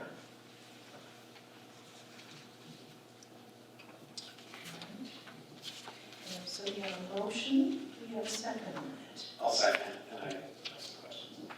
So, restate, this is 1711? Sorry, I misspoke, so yeah, it's 17.10, so chapter 17.10, and then the amendment is to section 17.10.020 subpart F. And this is the low density? It is 7,000. Residential low density. 7.1.020 is duplexes on lots not less than 7,000 square feet in area. But that's what you said you wanted it to say? Yeah, so the motion as proposed, if you're looking at what page? G2? Thanks. Rather than current as written, it says duplexes, permitted use is duplexes on lots not less than 7,000 square feet in area. The motion before the council right now is this ordinance striking the words on lots not less than 7,000 square feet in area. So it's just duplexes period, and then for sake of argument, so that this permitted uses are adult family home, detached single family residence, exempted home occupations, family daycares, group living, duplexes, accessory uses, rather than duplexes having this additional restriction that nothing else has. Thank you. Council, for staff clarification, I just want to confirm the same would apply on the ordinance that is in front of you, not in the packet material, but it was placed in front of you earlier this evening. It is entitled 17.10, page 1. I Yes. just want to confirm. Well, so yes, and in fact, we go on both 11 and on 10. Okay. Yeah, we're working from the paper version provided today, not the packet version. Thank you, that's helpful. And so that's 17.10.020, letter F, that's what you're amending. Correct.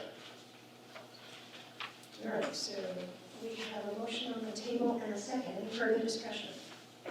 All those in favor of the motion, please say aye. Aye. Any opposed? So it passes unanimously.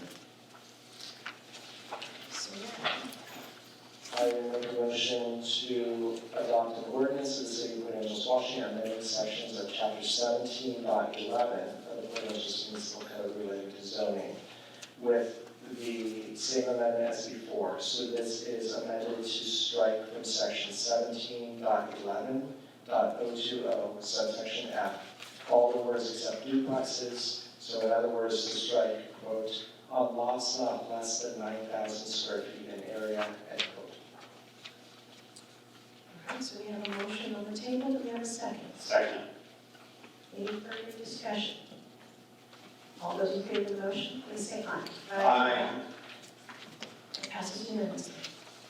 All right, so the third and final one of this amendment is I move to adopt an ordinance of the City of Port Angeles, Washington, amending sections of chapter 17.12 of the Port Angeles Municipal Code relating to zoning, amended to strike from section 17.12.040 subsection G, the parenthetical phrase, quote, a minimum 11,000 square foot lot, end quote. Second. Can you repeat where that is? I think I flipped to the wrong page. In the table? Is it on the table? No, 17.12.040, Yeah, okay. letter G. And then again, page 2. Thank you. Thank you. And I'll just speak to all of these. I'm sure that we spoke to this in our last meeting as well, but the reason I support this is I support giving as much capacity to developers and builders as we can when they're developing lots in the city. And I'll just note that our strategic plan included increasing density in the city. And so part of this long-term strategy is more density in the city ideally means more ratepayers for utilities that can help share the burdens that we feel. I cannot tell you how many times when we were running for office or after that people tell us that utilities are too expensive. One of the strategies for that is increasing density in the city so we have more people to spread that burden out. So, we have a motion on the table in a second. Councilmember Warren, will you please clarify that last 17.12.040 subsection G? Correct. And you are striking? Striking the parenthetical, which is on minimum 11,000 square foot lot. Any further discussion? All those in favor of the motion, please say aye. Aye. Any opposed? Passes unanimously. I'll keep going then, we're doing an ordinance of the city, I move to adopt an ordinance of the city of Peninsula, Washington, amending sections of chapter 17.21, 17.22, 17.23, 17.25, 17.24, and 17.25 of the Port Angeles Municipal Code, adding multifamily housing, and this is the paper version before the council today with no amendments. Second. Any further discussion? All those in favor of the motion, please say aye. Aye. Any opposed? It passes unanimously. I move to adopt an ordinance of the city of Peninsula, Washington, amending sections of chapter 17.94 of the Port Angeles Municipal Code related to zoning. Amended to add to 17.94.070 subsection D,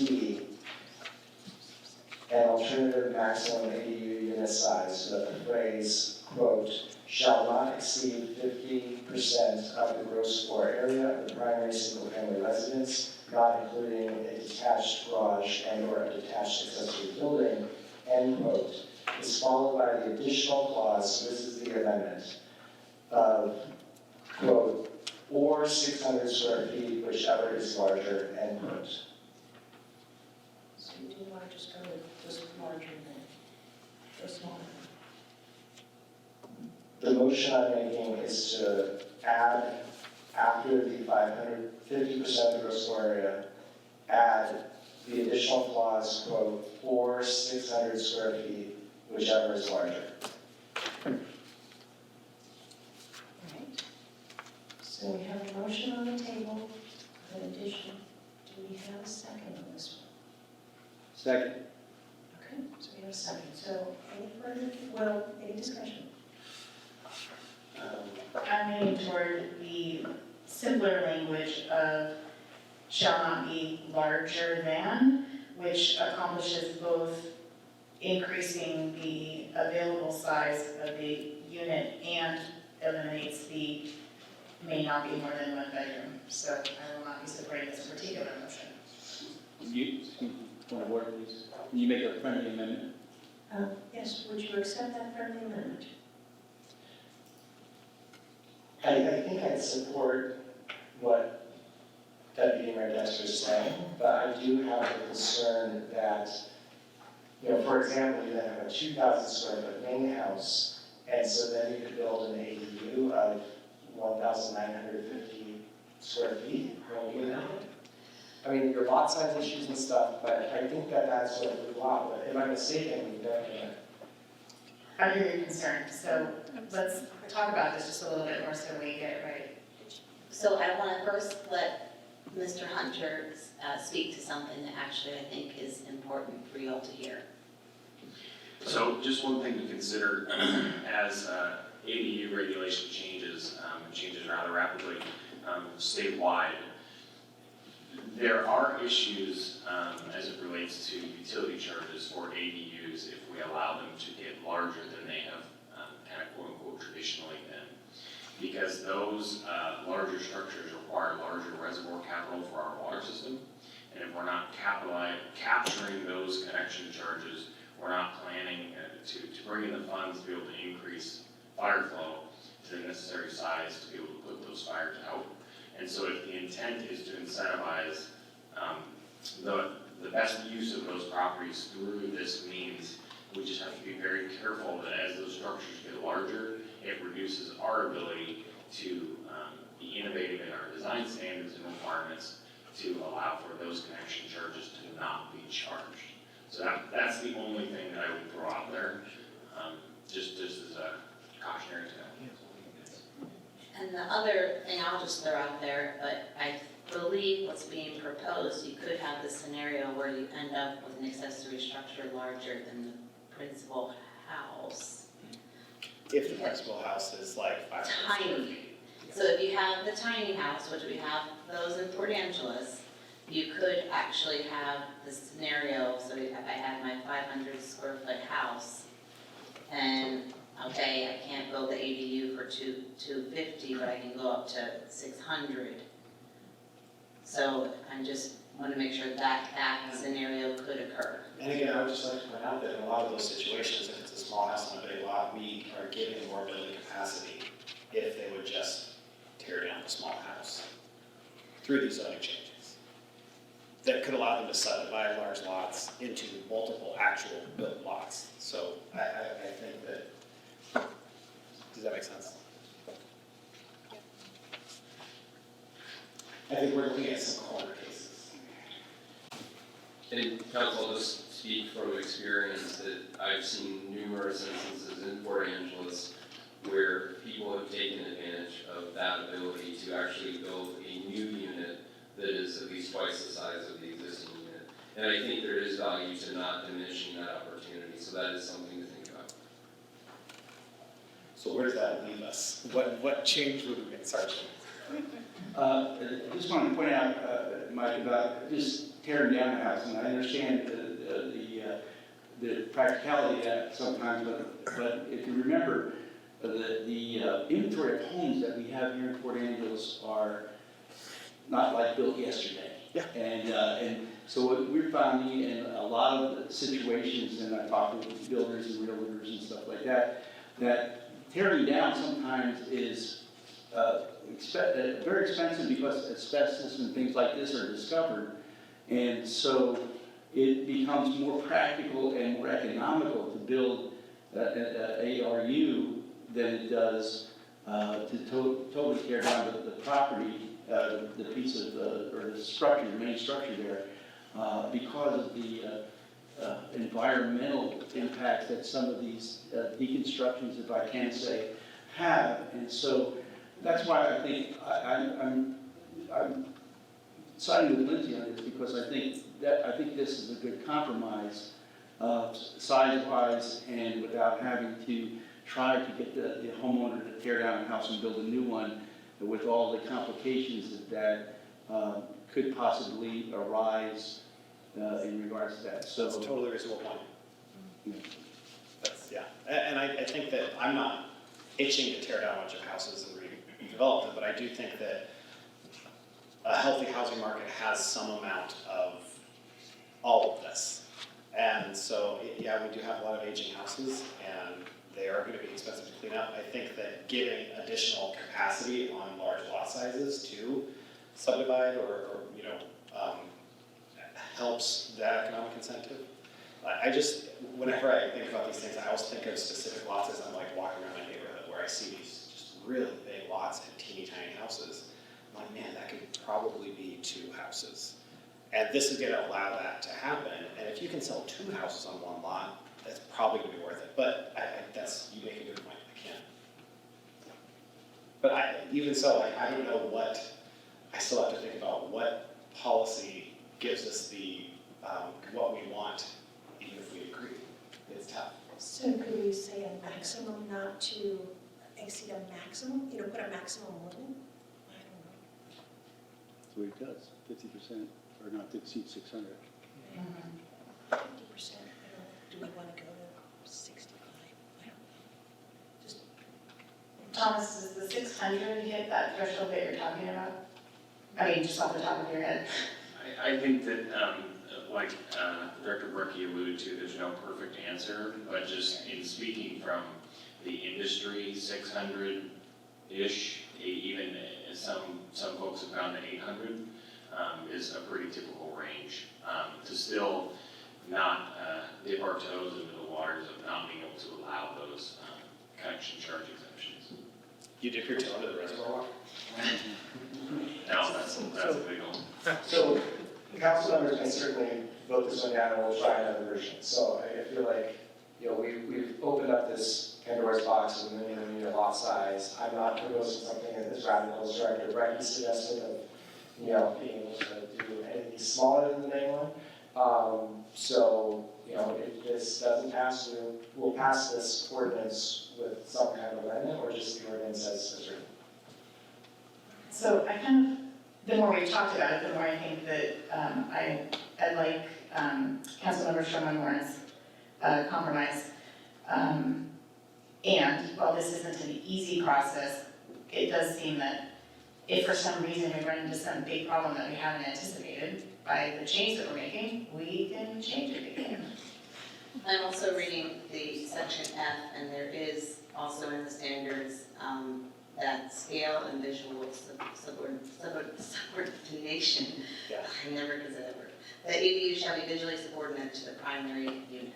So, I mean, if we did get into the scenario where it was larger than the primary house, staff could make the argument that it can't be. Not that that's. So then I support Lindsay's amendment. So, is there this is good discussion. See, make sure I have it right, so your amendment is 50% or 600 feet, whichever is greater. Okay. Right. And I guess I'll bring up a point, and this is a point, I guess, for future, because I know the ADUs versus the duplexes, the connection fees, they are different, and I would like us to take that up as well. So, okay, for this as it is right now, right, because that's not in here. So, The motion is with Lindsay's amendment. yeah, it is. So, The connection fee issue is not here, that's, Right, the connection. citizens brought up to me that, right. I think that's more on the attached ADUs, they don't wanna have to have a separate meter, but that's.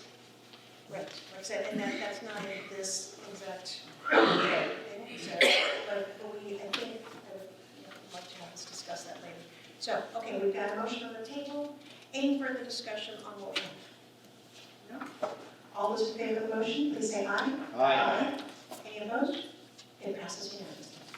And I believe this is the last one. I move to adopt an ordinance of the City of Port Angeles, Washington, amending chapter 17.95 of the Port Angeles Municipal Code relating to zoning non-conforming uses. Second. All right, any discussion on this one? All those in favor of the motion, please say aye. Aye. Any opposed? It passes unanimously. And just to clarify, that's the paper version for the council today. Okay, so, let's get to climate change, because I know a lot of folks are really here for this one. So, climate change, action plan and resolution, so, Ms. Chief, if you can take this one. Great, thanks, Mayor Council. So, back in 2018, which seems like a million years ago, council and staff got together and talked about items to go onto the strategic plan for the city.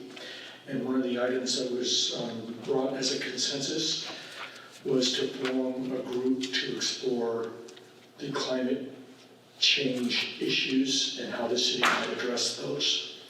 So once that was a part of the strategic plan, then it was moved on to the city's work plan.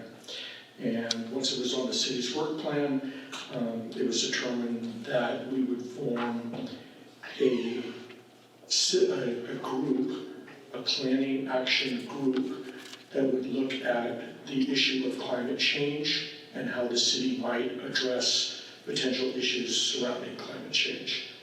So starting in early 2019, the Climate Action Planning Group was formed, and there were quite a few people who expressed an interest in being a part of that group.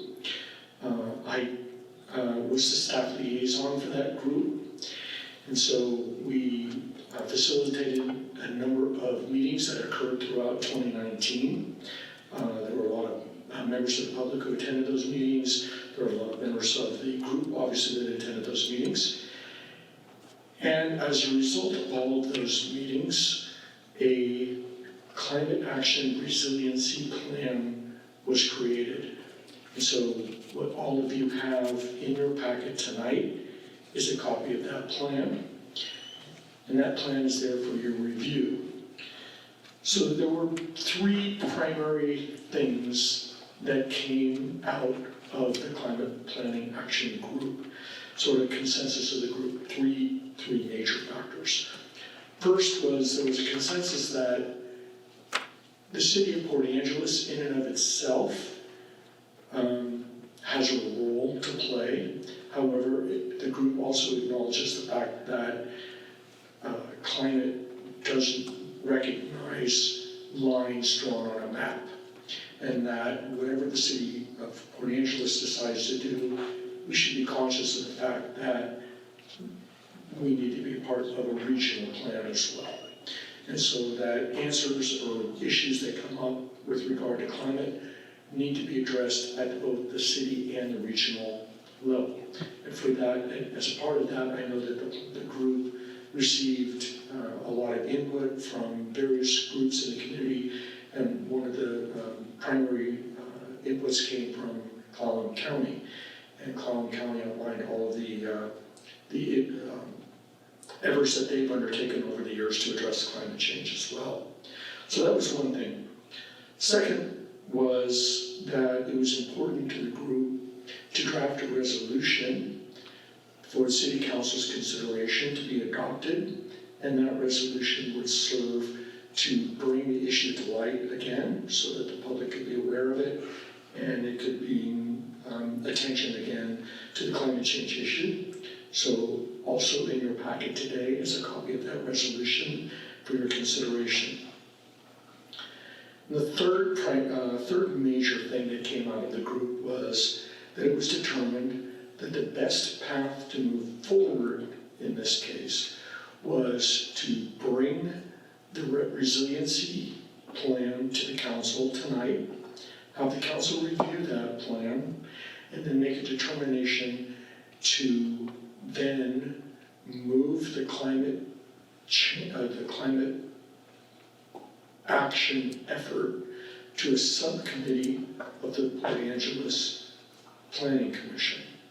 And that through that effort, the Planning Commission, when meeting regularly, would then be able to look at the various items that are in the resiliency plan.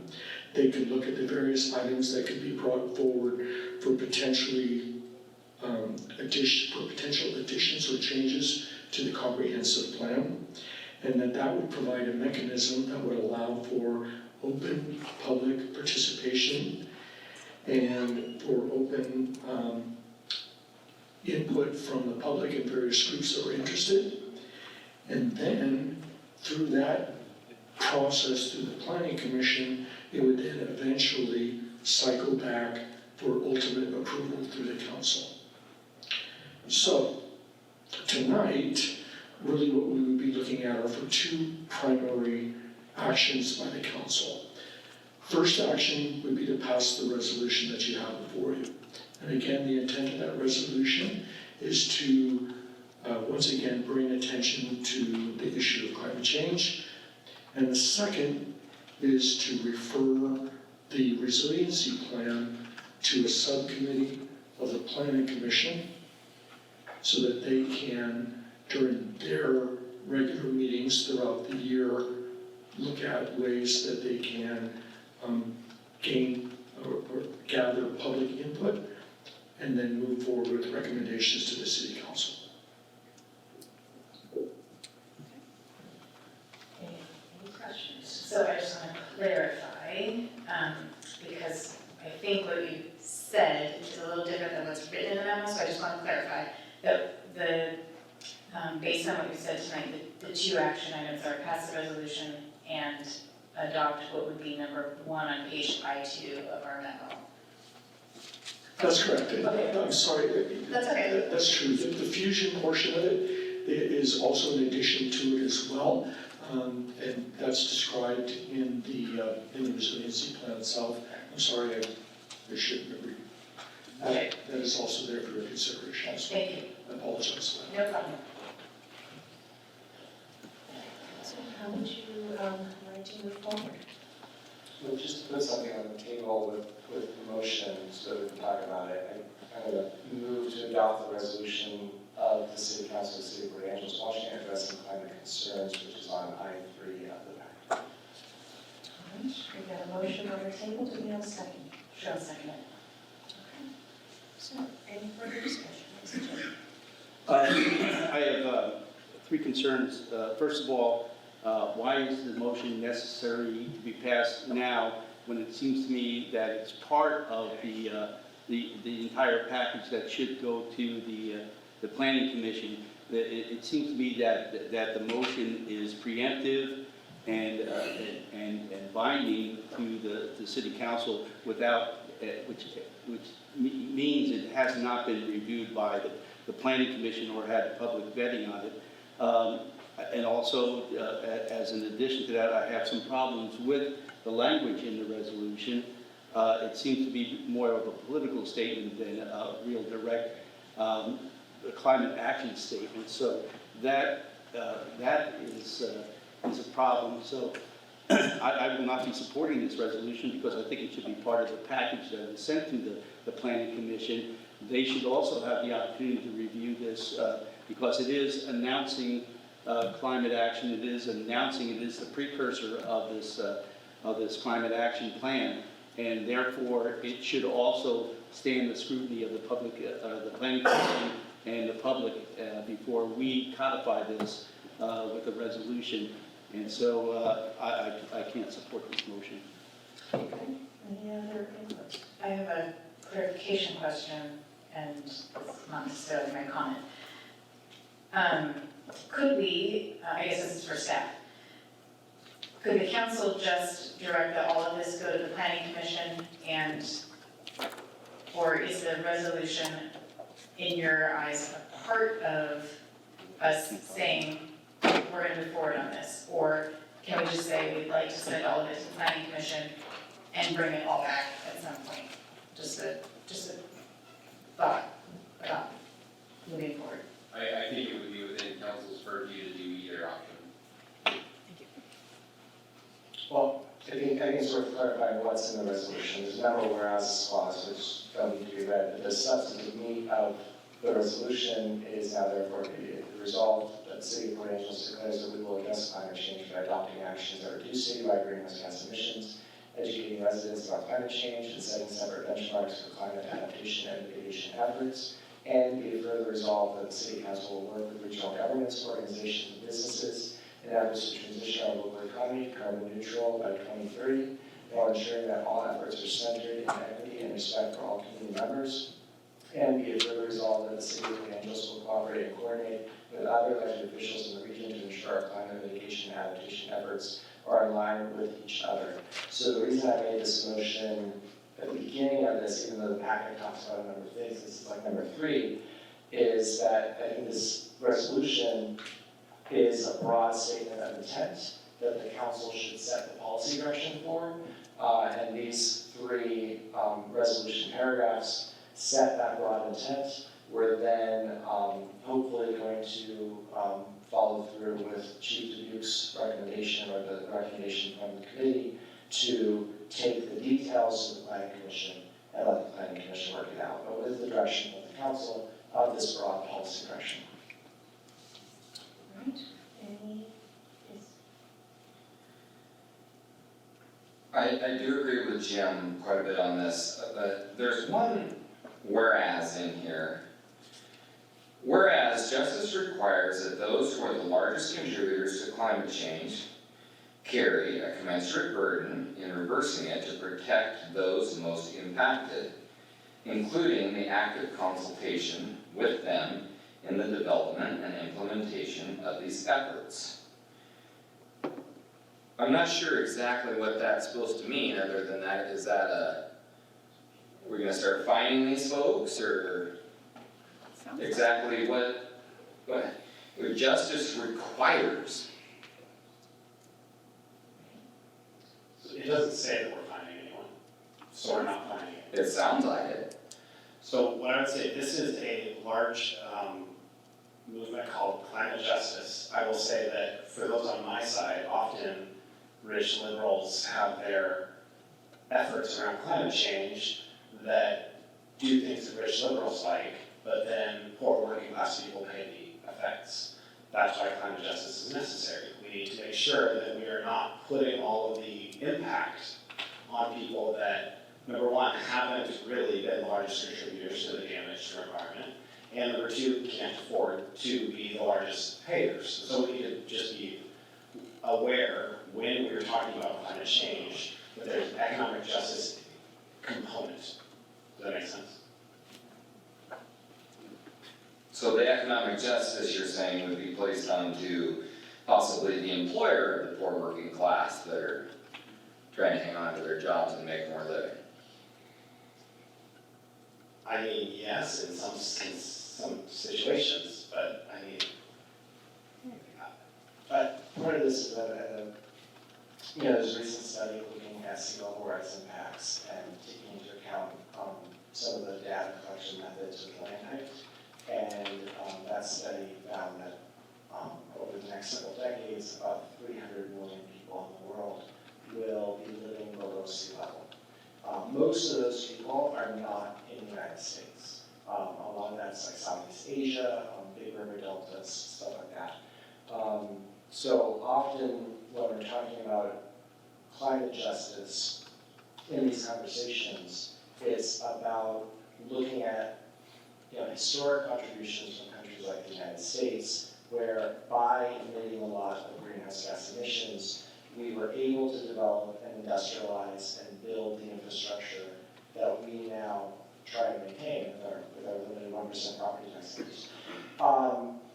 Whereas other countries that were later in reaching that industrial state have not had that opportunity and yet are going to be the countries that face the most severe impacts. So it's an ethical question of, okay, we created this pollution and created this situation in order to get to the place where we are in economic development.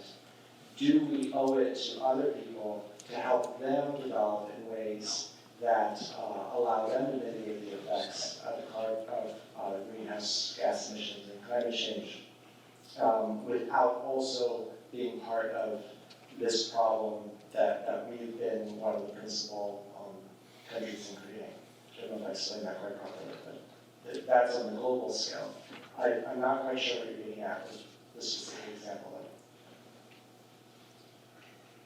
And it wasn't really a specific example, it was just a matter of this statement in here, to me, sounds punitive.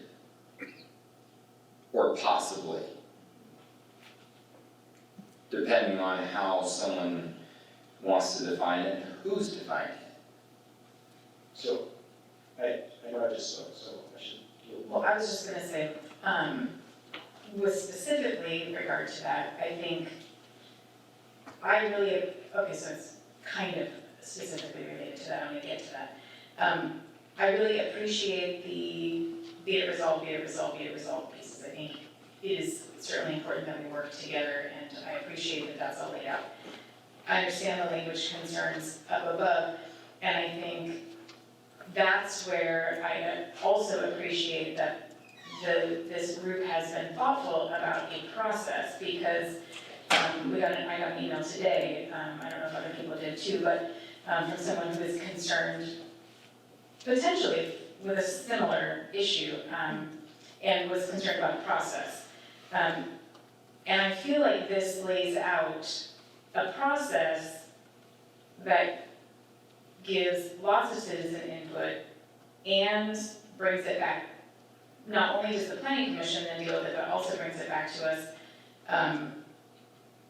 So I don't know that I feel like that's something we need to, I understand your concern about it, and I don't know that it's something I feel like it's worth not adopting this and moving forward, because I think there's a process in place that would provide some safety net around some of those concerns. Well, I agree with what Jim said then, based on what you said. The process of going through the planning commission and the process of that public portion of the planning commission and adopting this resolution and the 20-something pages in it, which represents a lot of work from that group. Is it bad or all good? All depends on who wants, who's looking at it. That's a lot of effort that those folks put into that, and they're to be commended for that. But there's a lot of meat in there, and there's also some conflicting things that are in that document. Concerning there was some building permit stuff in there, giving preference to building a certain way with green standards. And then there's another section in there on saying that no building permit should be held up. They should be treated equally or something like that. And then there was another section in there was speaking of no permit shall be allowed unless it's climate, something that's been completely processed through. I mean, there's a lot of meat to this that will affect a lot of people in this community. A lot of builders, we talk about affordable housing. That's going to affect affordable housing.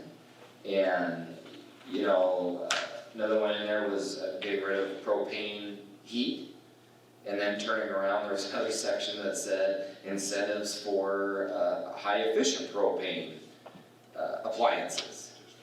And it seems like just a very large section of great ideas from folks that need to be sorted through and put into a kind of a document that can come to the city council that's been through the public process, that's been through the planning commission, along with this our resolution, and something that can come back to us or most likely future council to go over and see, kind of maybe more of what a final document looks like versus this is just kind of a section of it. And I'm also looking at changing they want the one section 7 wants to change part of the comprehensive plan.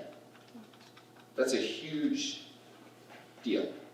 And that was added in there under number 1, 2A through 2C, and then you look in for the 2A through 2C, then it mentions section 7, changing of the comprehensive plan, and now it starts to get a lot more into the meat of that thing.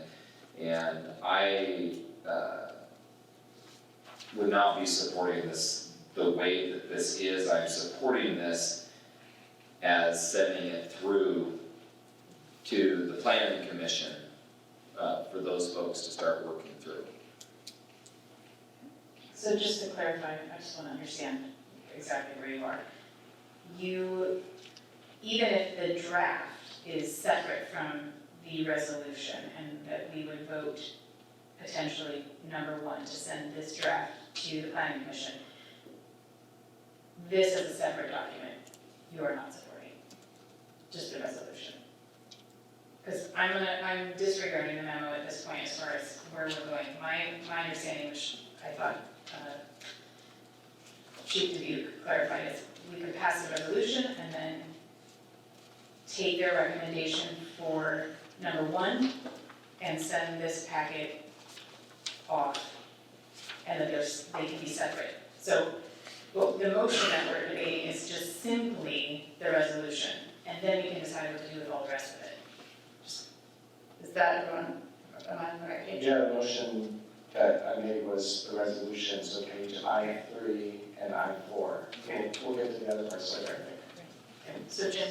So, are you done with the clarification? Yes, thank you. Okay, so. Well, who wrote the resolution? That was brought into the group and it was modified through the group. So,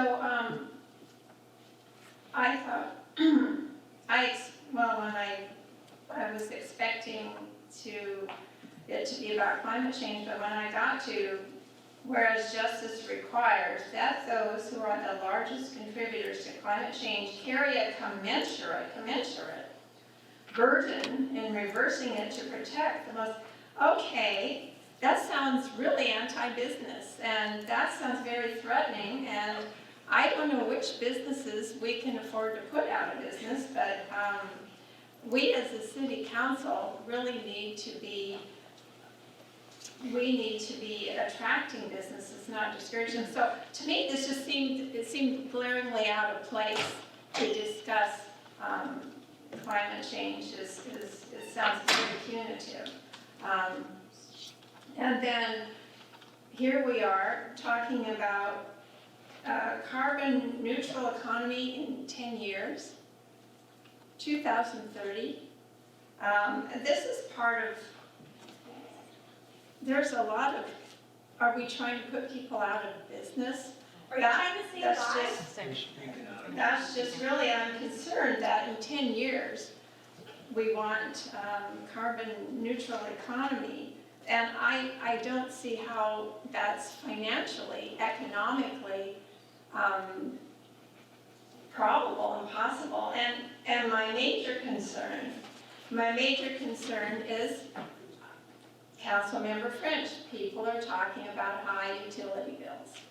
People are suffering with high utility bills, and we're just getting into the winter, and they're going to get, a lot of people keep their heat off because of the, and this, these, if we go to carbon neutral, and it's really, there are no facts about how it's going to affect our utility bills. You're talking about move towards 100% clean renewable electric source by 2030.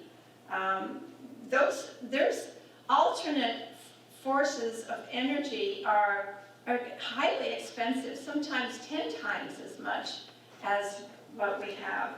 And it's a developing industry, and that's good, but we can't afford skyrocketing rates in 2030.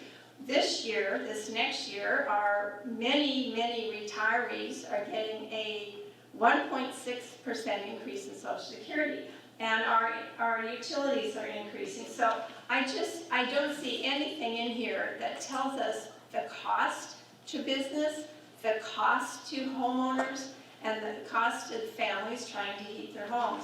So to me, love to send it to the Planning Commission, but it lacks any economic data to let me know how it's going to affect our community in the next 10 years. All right, we'll go with Lindsay and then with James. So I'm also a member of the Peninsula Business Association Neighborhood Affairs Committee, which did send an email to the council about the concerns of making sure we know how this is going to affect business. It probably needs to be unpacked, but I think the thing I want to say right now is there are no jobs in a dead planet. And we used to have abundant fisheries here. Due to a number of reasons, those fisheries are not what they were before. I know Councilmember Kidd's been involved in trying to preserve the halibut fishery, but if you don't have fish, it's not going to happen. What do halibut eat? They eat smaller things, the smaller things, the smaller things, the smaller things. That's how the ocean ecosystem works. And those small plankton are unable to develop due to ocean acidification, which is due to increases in CO2 concentrations in the atmosphere, diffusing into the ocean. So this impacts our economy. This is happening to us now. And if we don't start doing something about it and doing our fair share about it, we are not taking responsibility for maintaining a sustainable economy into the future. The way we've developed in the last 150 years discounted certain externalities like greenhouse gas emissions. And we need to take that into account. And unfortunately, we've ignored that for several decades, and it's gonna be harder to do it now. So I agree, this is no small ask, we're serious about the climate neutrality by 2030. But that's what the best available science tells us we need to be talking about.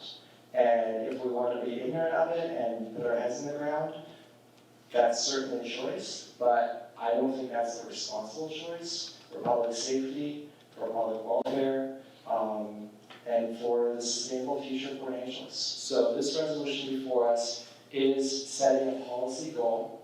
As a number of other council members have said, there's a lot of details in the plan. After we discuss this motion, I intend to make another motion to the effect of sending that plan to the Planning Commission to work out the implementation of details. But we as a council have before us a resolution that sets broad policy direction, and we should adopt that. Right. Just a couple of points of clarification and a point of view. First of all, as I understand it, we're not here to debate the pros and cons of climate change. We have before us a document that, from a process standpoint, we're going to recommend that be sent to the Planning Commission for review, and that's as it should be. We can debate the merits of this document after it's vetted by the Planning Commission, and we all can give our opinions in this and then vote on the actual document after we get the recommendations from the Planning Commission. This is what I understand what we're supposed to be doing tonight. The second thing about this memorandum, or this resolution, I'm sorry, is that I look at this as a preamble to the document. That's really what it is. It's announcing this document. It's setting the policy that this document is attempting to address. And therefore, in my opinion, this should be also vetted by the Planning Commission. The verbiage in here should be read to the public and let them have some comment on it. Are we looking at this resolution looking at the 30,000-foot view, or is it looking at the 10,000-foot view? Let's let the Planning Commission and the public decide, and let them come back with the preamble to add to this document. Then we can look at the preamble and the document, and then we'll have one package, and that's the process I think the whole thing should take. Let's not preempt the document by passing this resolution, because that's in essence what we're doing. And so that's why I cannot support this. I think the process demands that we take the resolution, send it as a preamble to the document, and then have that complete package vetted and sent back to us for debate. Point of order, Madam Mayor? Yes. I know, that's exactly what I was going to mention. So we're at 10 o'clock, and that's 3 minutes past, so we actually still have 3 minutes. But, Well, we're gonna go by that. right? We're gonna go past that, so. Exactly, so we need, I guess, consensus of the city council to extend this meeting potentially till 10:30. Let's try for 10:30. Madam Mayor, there's a motion for that. Okay, but We we're have gonna a be. motion to extend the meeting, tonight's meeting until 10:30. Second. All those in favor of the motion, please say aye. Aye. Any opposed? Yes. All right, well, so we have, one no, we're extending the meeting till 10:30, and then hopefully we'll get done then. So, before you start, let me think, because I know that this justice statement seems to have hit a couple of nerves on me. As you all know, we're dealing exactly, it's an ethics statement, right? Those who have messed it up the most should be the ones cleaning up and doing the heavy lifting and cleaning. And that's sort of what's happening with our harbor, right? We're trying to figure out who's the one that's polluted it the most, because they're the ones that should really actually pay the most to get it cleaned up. And that's sort of what this statement, that's the ethics behind it. So that's the reason why the committee felt that this justice ethics statement should be there. Those who have caused the greatest stuff should clean up the greatest stuff. So that, I guess that's the main thing. I also believe it is a general broad statement of the resolution. The where now therefore talks about reaching out so that we can all work together to get this climate action plan moving forward. So I will be supporting the motion. So the point I would like to make is this item had a year of process. There were public meetings, I attended a few of them. The public was invited to participate, to give comment. We asked people down from the audience to come sit at the table. So I for one, and I apologize that this is going to be a little combative, I'm tired of substantive disagreements masquerading as process disagreements. So let's vote. All right, so we got a motion on the table in a second. All those in favor of the motion, please say aye. Aye. Any, those say no? No. Okay, so it's 3 noes and 4 yeses, so the resolution passes, the motion passes. So before we go to the next motion, remember that there's the fusion, the item of fusion is separate from the whole report as well. So, and that is just improved working, so it's, we have, I guess it was our chair from the planning commission brought this item up saying that the University of Northern Arizona University has this fusion program that they're interested in working with Port Angeles to see if we can map our chain supply. And that just means where does our, where's our chain for food? Where's our chain for our water? Where's our chain for, our energy? So understanding this supply chain and helps us to understand where we're most vulnerable. And so this is something that would, it doesn't necessarily need to take up any city funds. This could be done through a Peninsula college. We need to have a volunteer come in or have a volunteer who wants to participate to help us walk through the process. So this is a university who said, hey, we're really interested in you to be able to use you as a study case sort of to figure out, to make sure that we can map these vulnerabilities because we want to be able to map all the vulnerabilities for all the cities. So it's a really kind of exciting opportunity, and I guess I don't know what we need to do. so I mean, if Peninsula College or someone wants to come forward, I don't think the city has capacity and staff right now. no, I guess because this was brought in, like I said, by our chair of the planning commission, they sort of want to say, will the city agree to work with Fusion? Sure. And so, I mean, it was just hey, do we have support to work with you guys? Is there any documentation? Yes, there is, and it's in the packet. So, where is that? It's back towards the back, where it gives the URL for it and everything.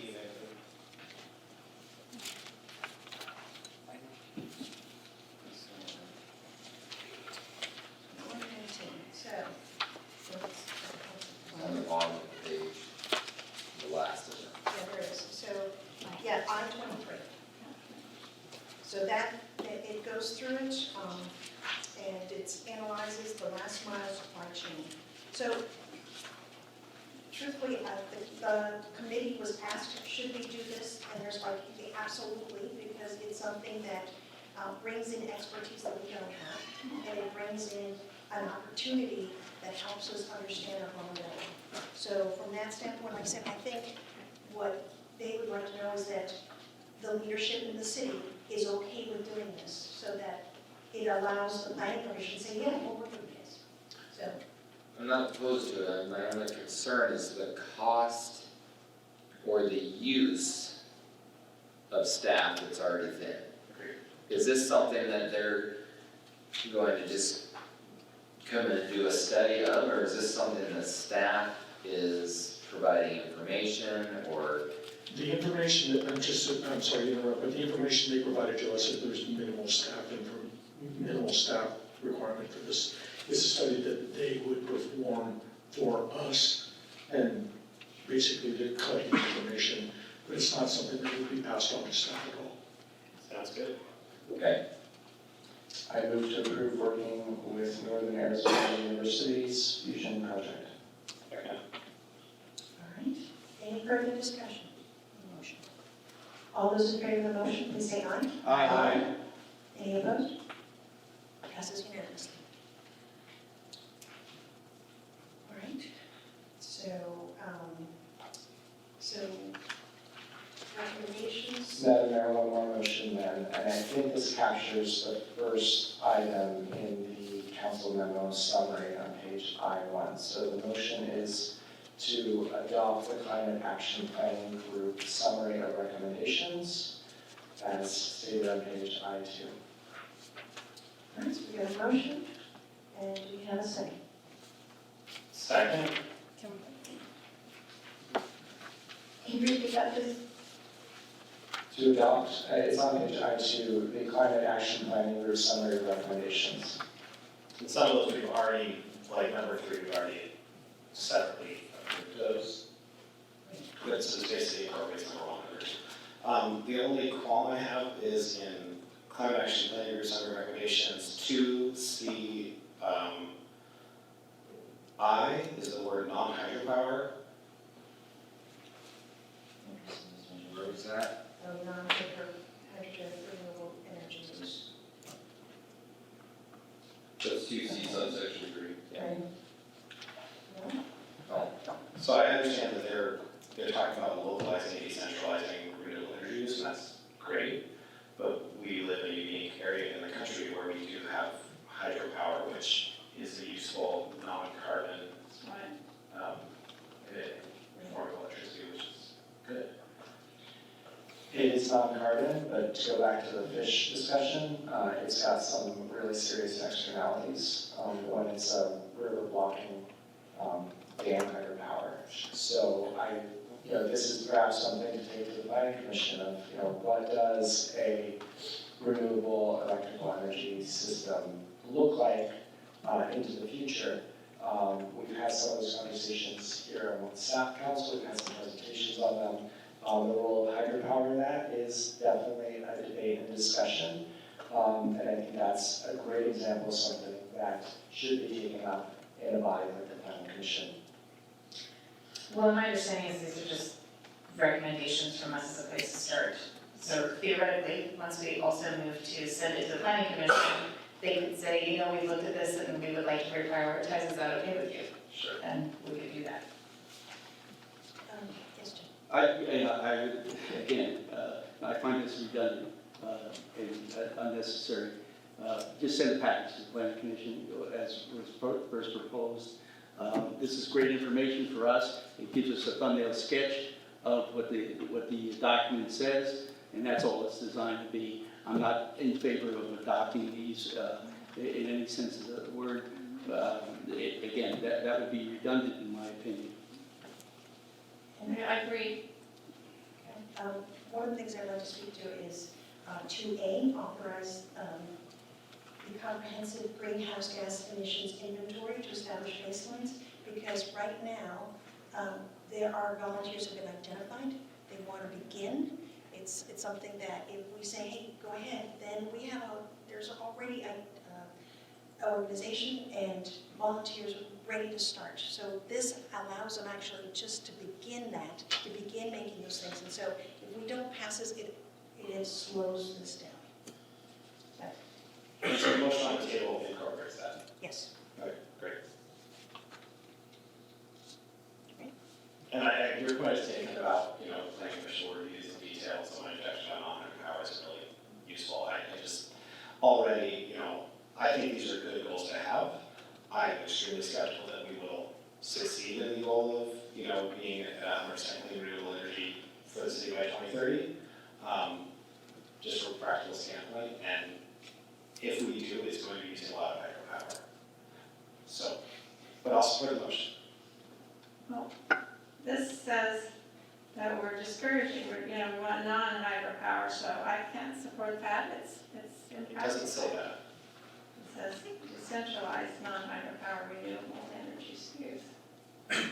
Yes, it says focus on increasing percentages of those uses. It doesn't say discourage hydropower.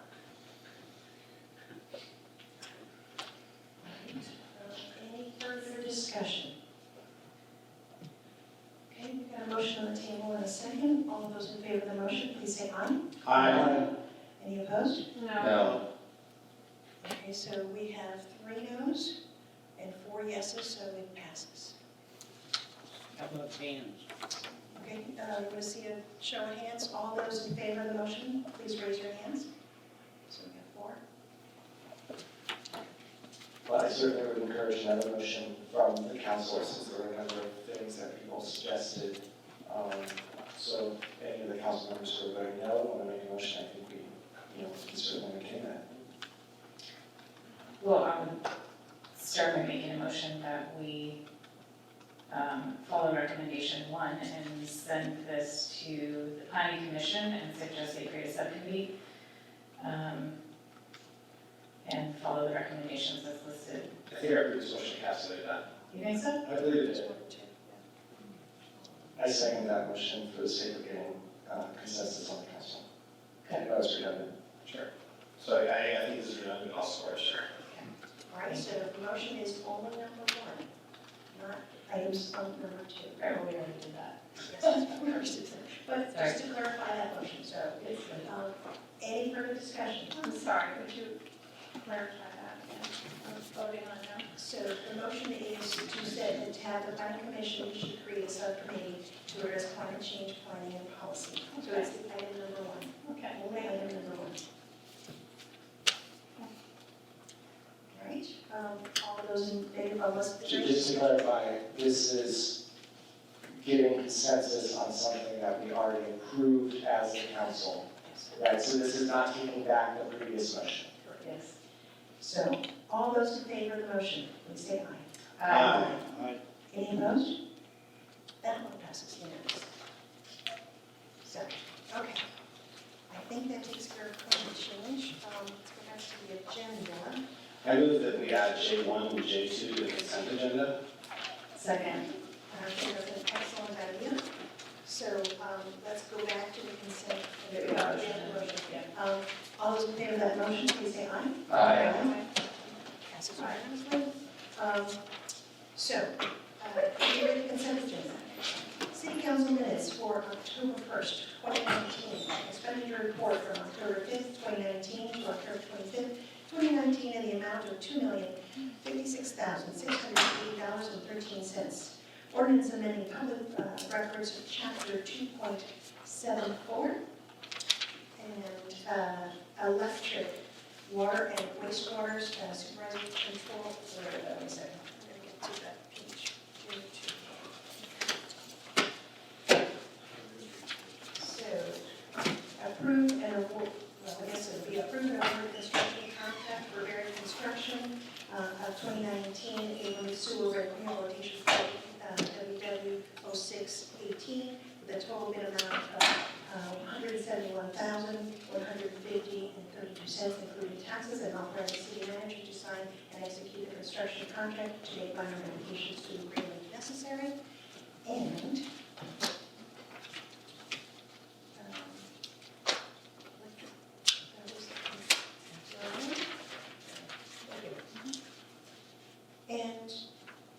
well, that's the one I just read.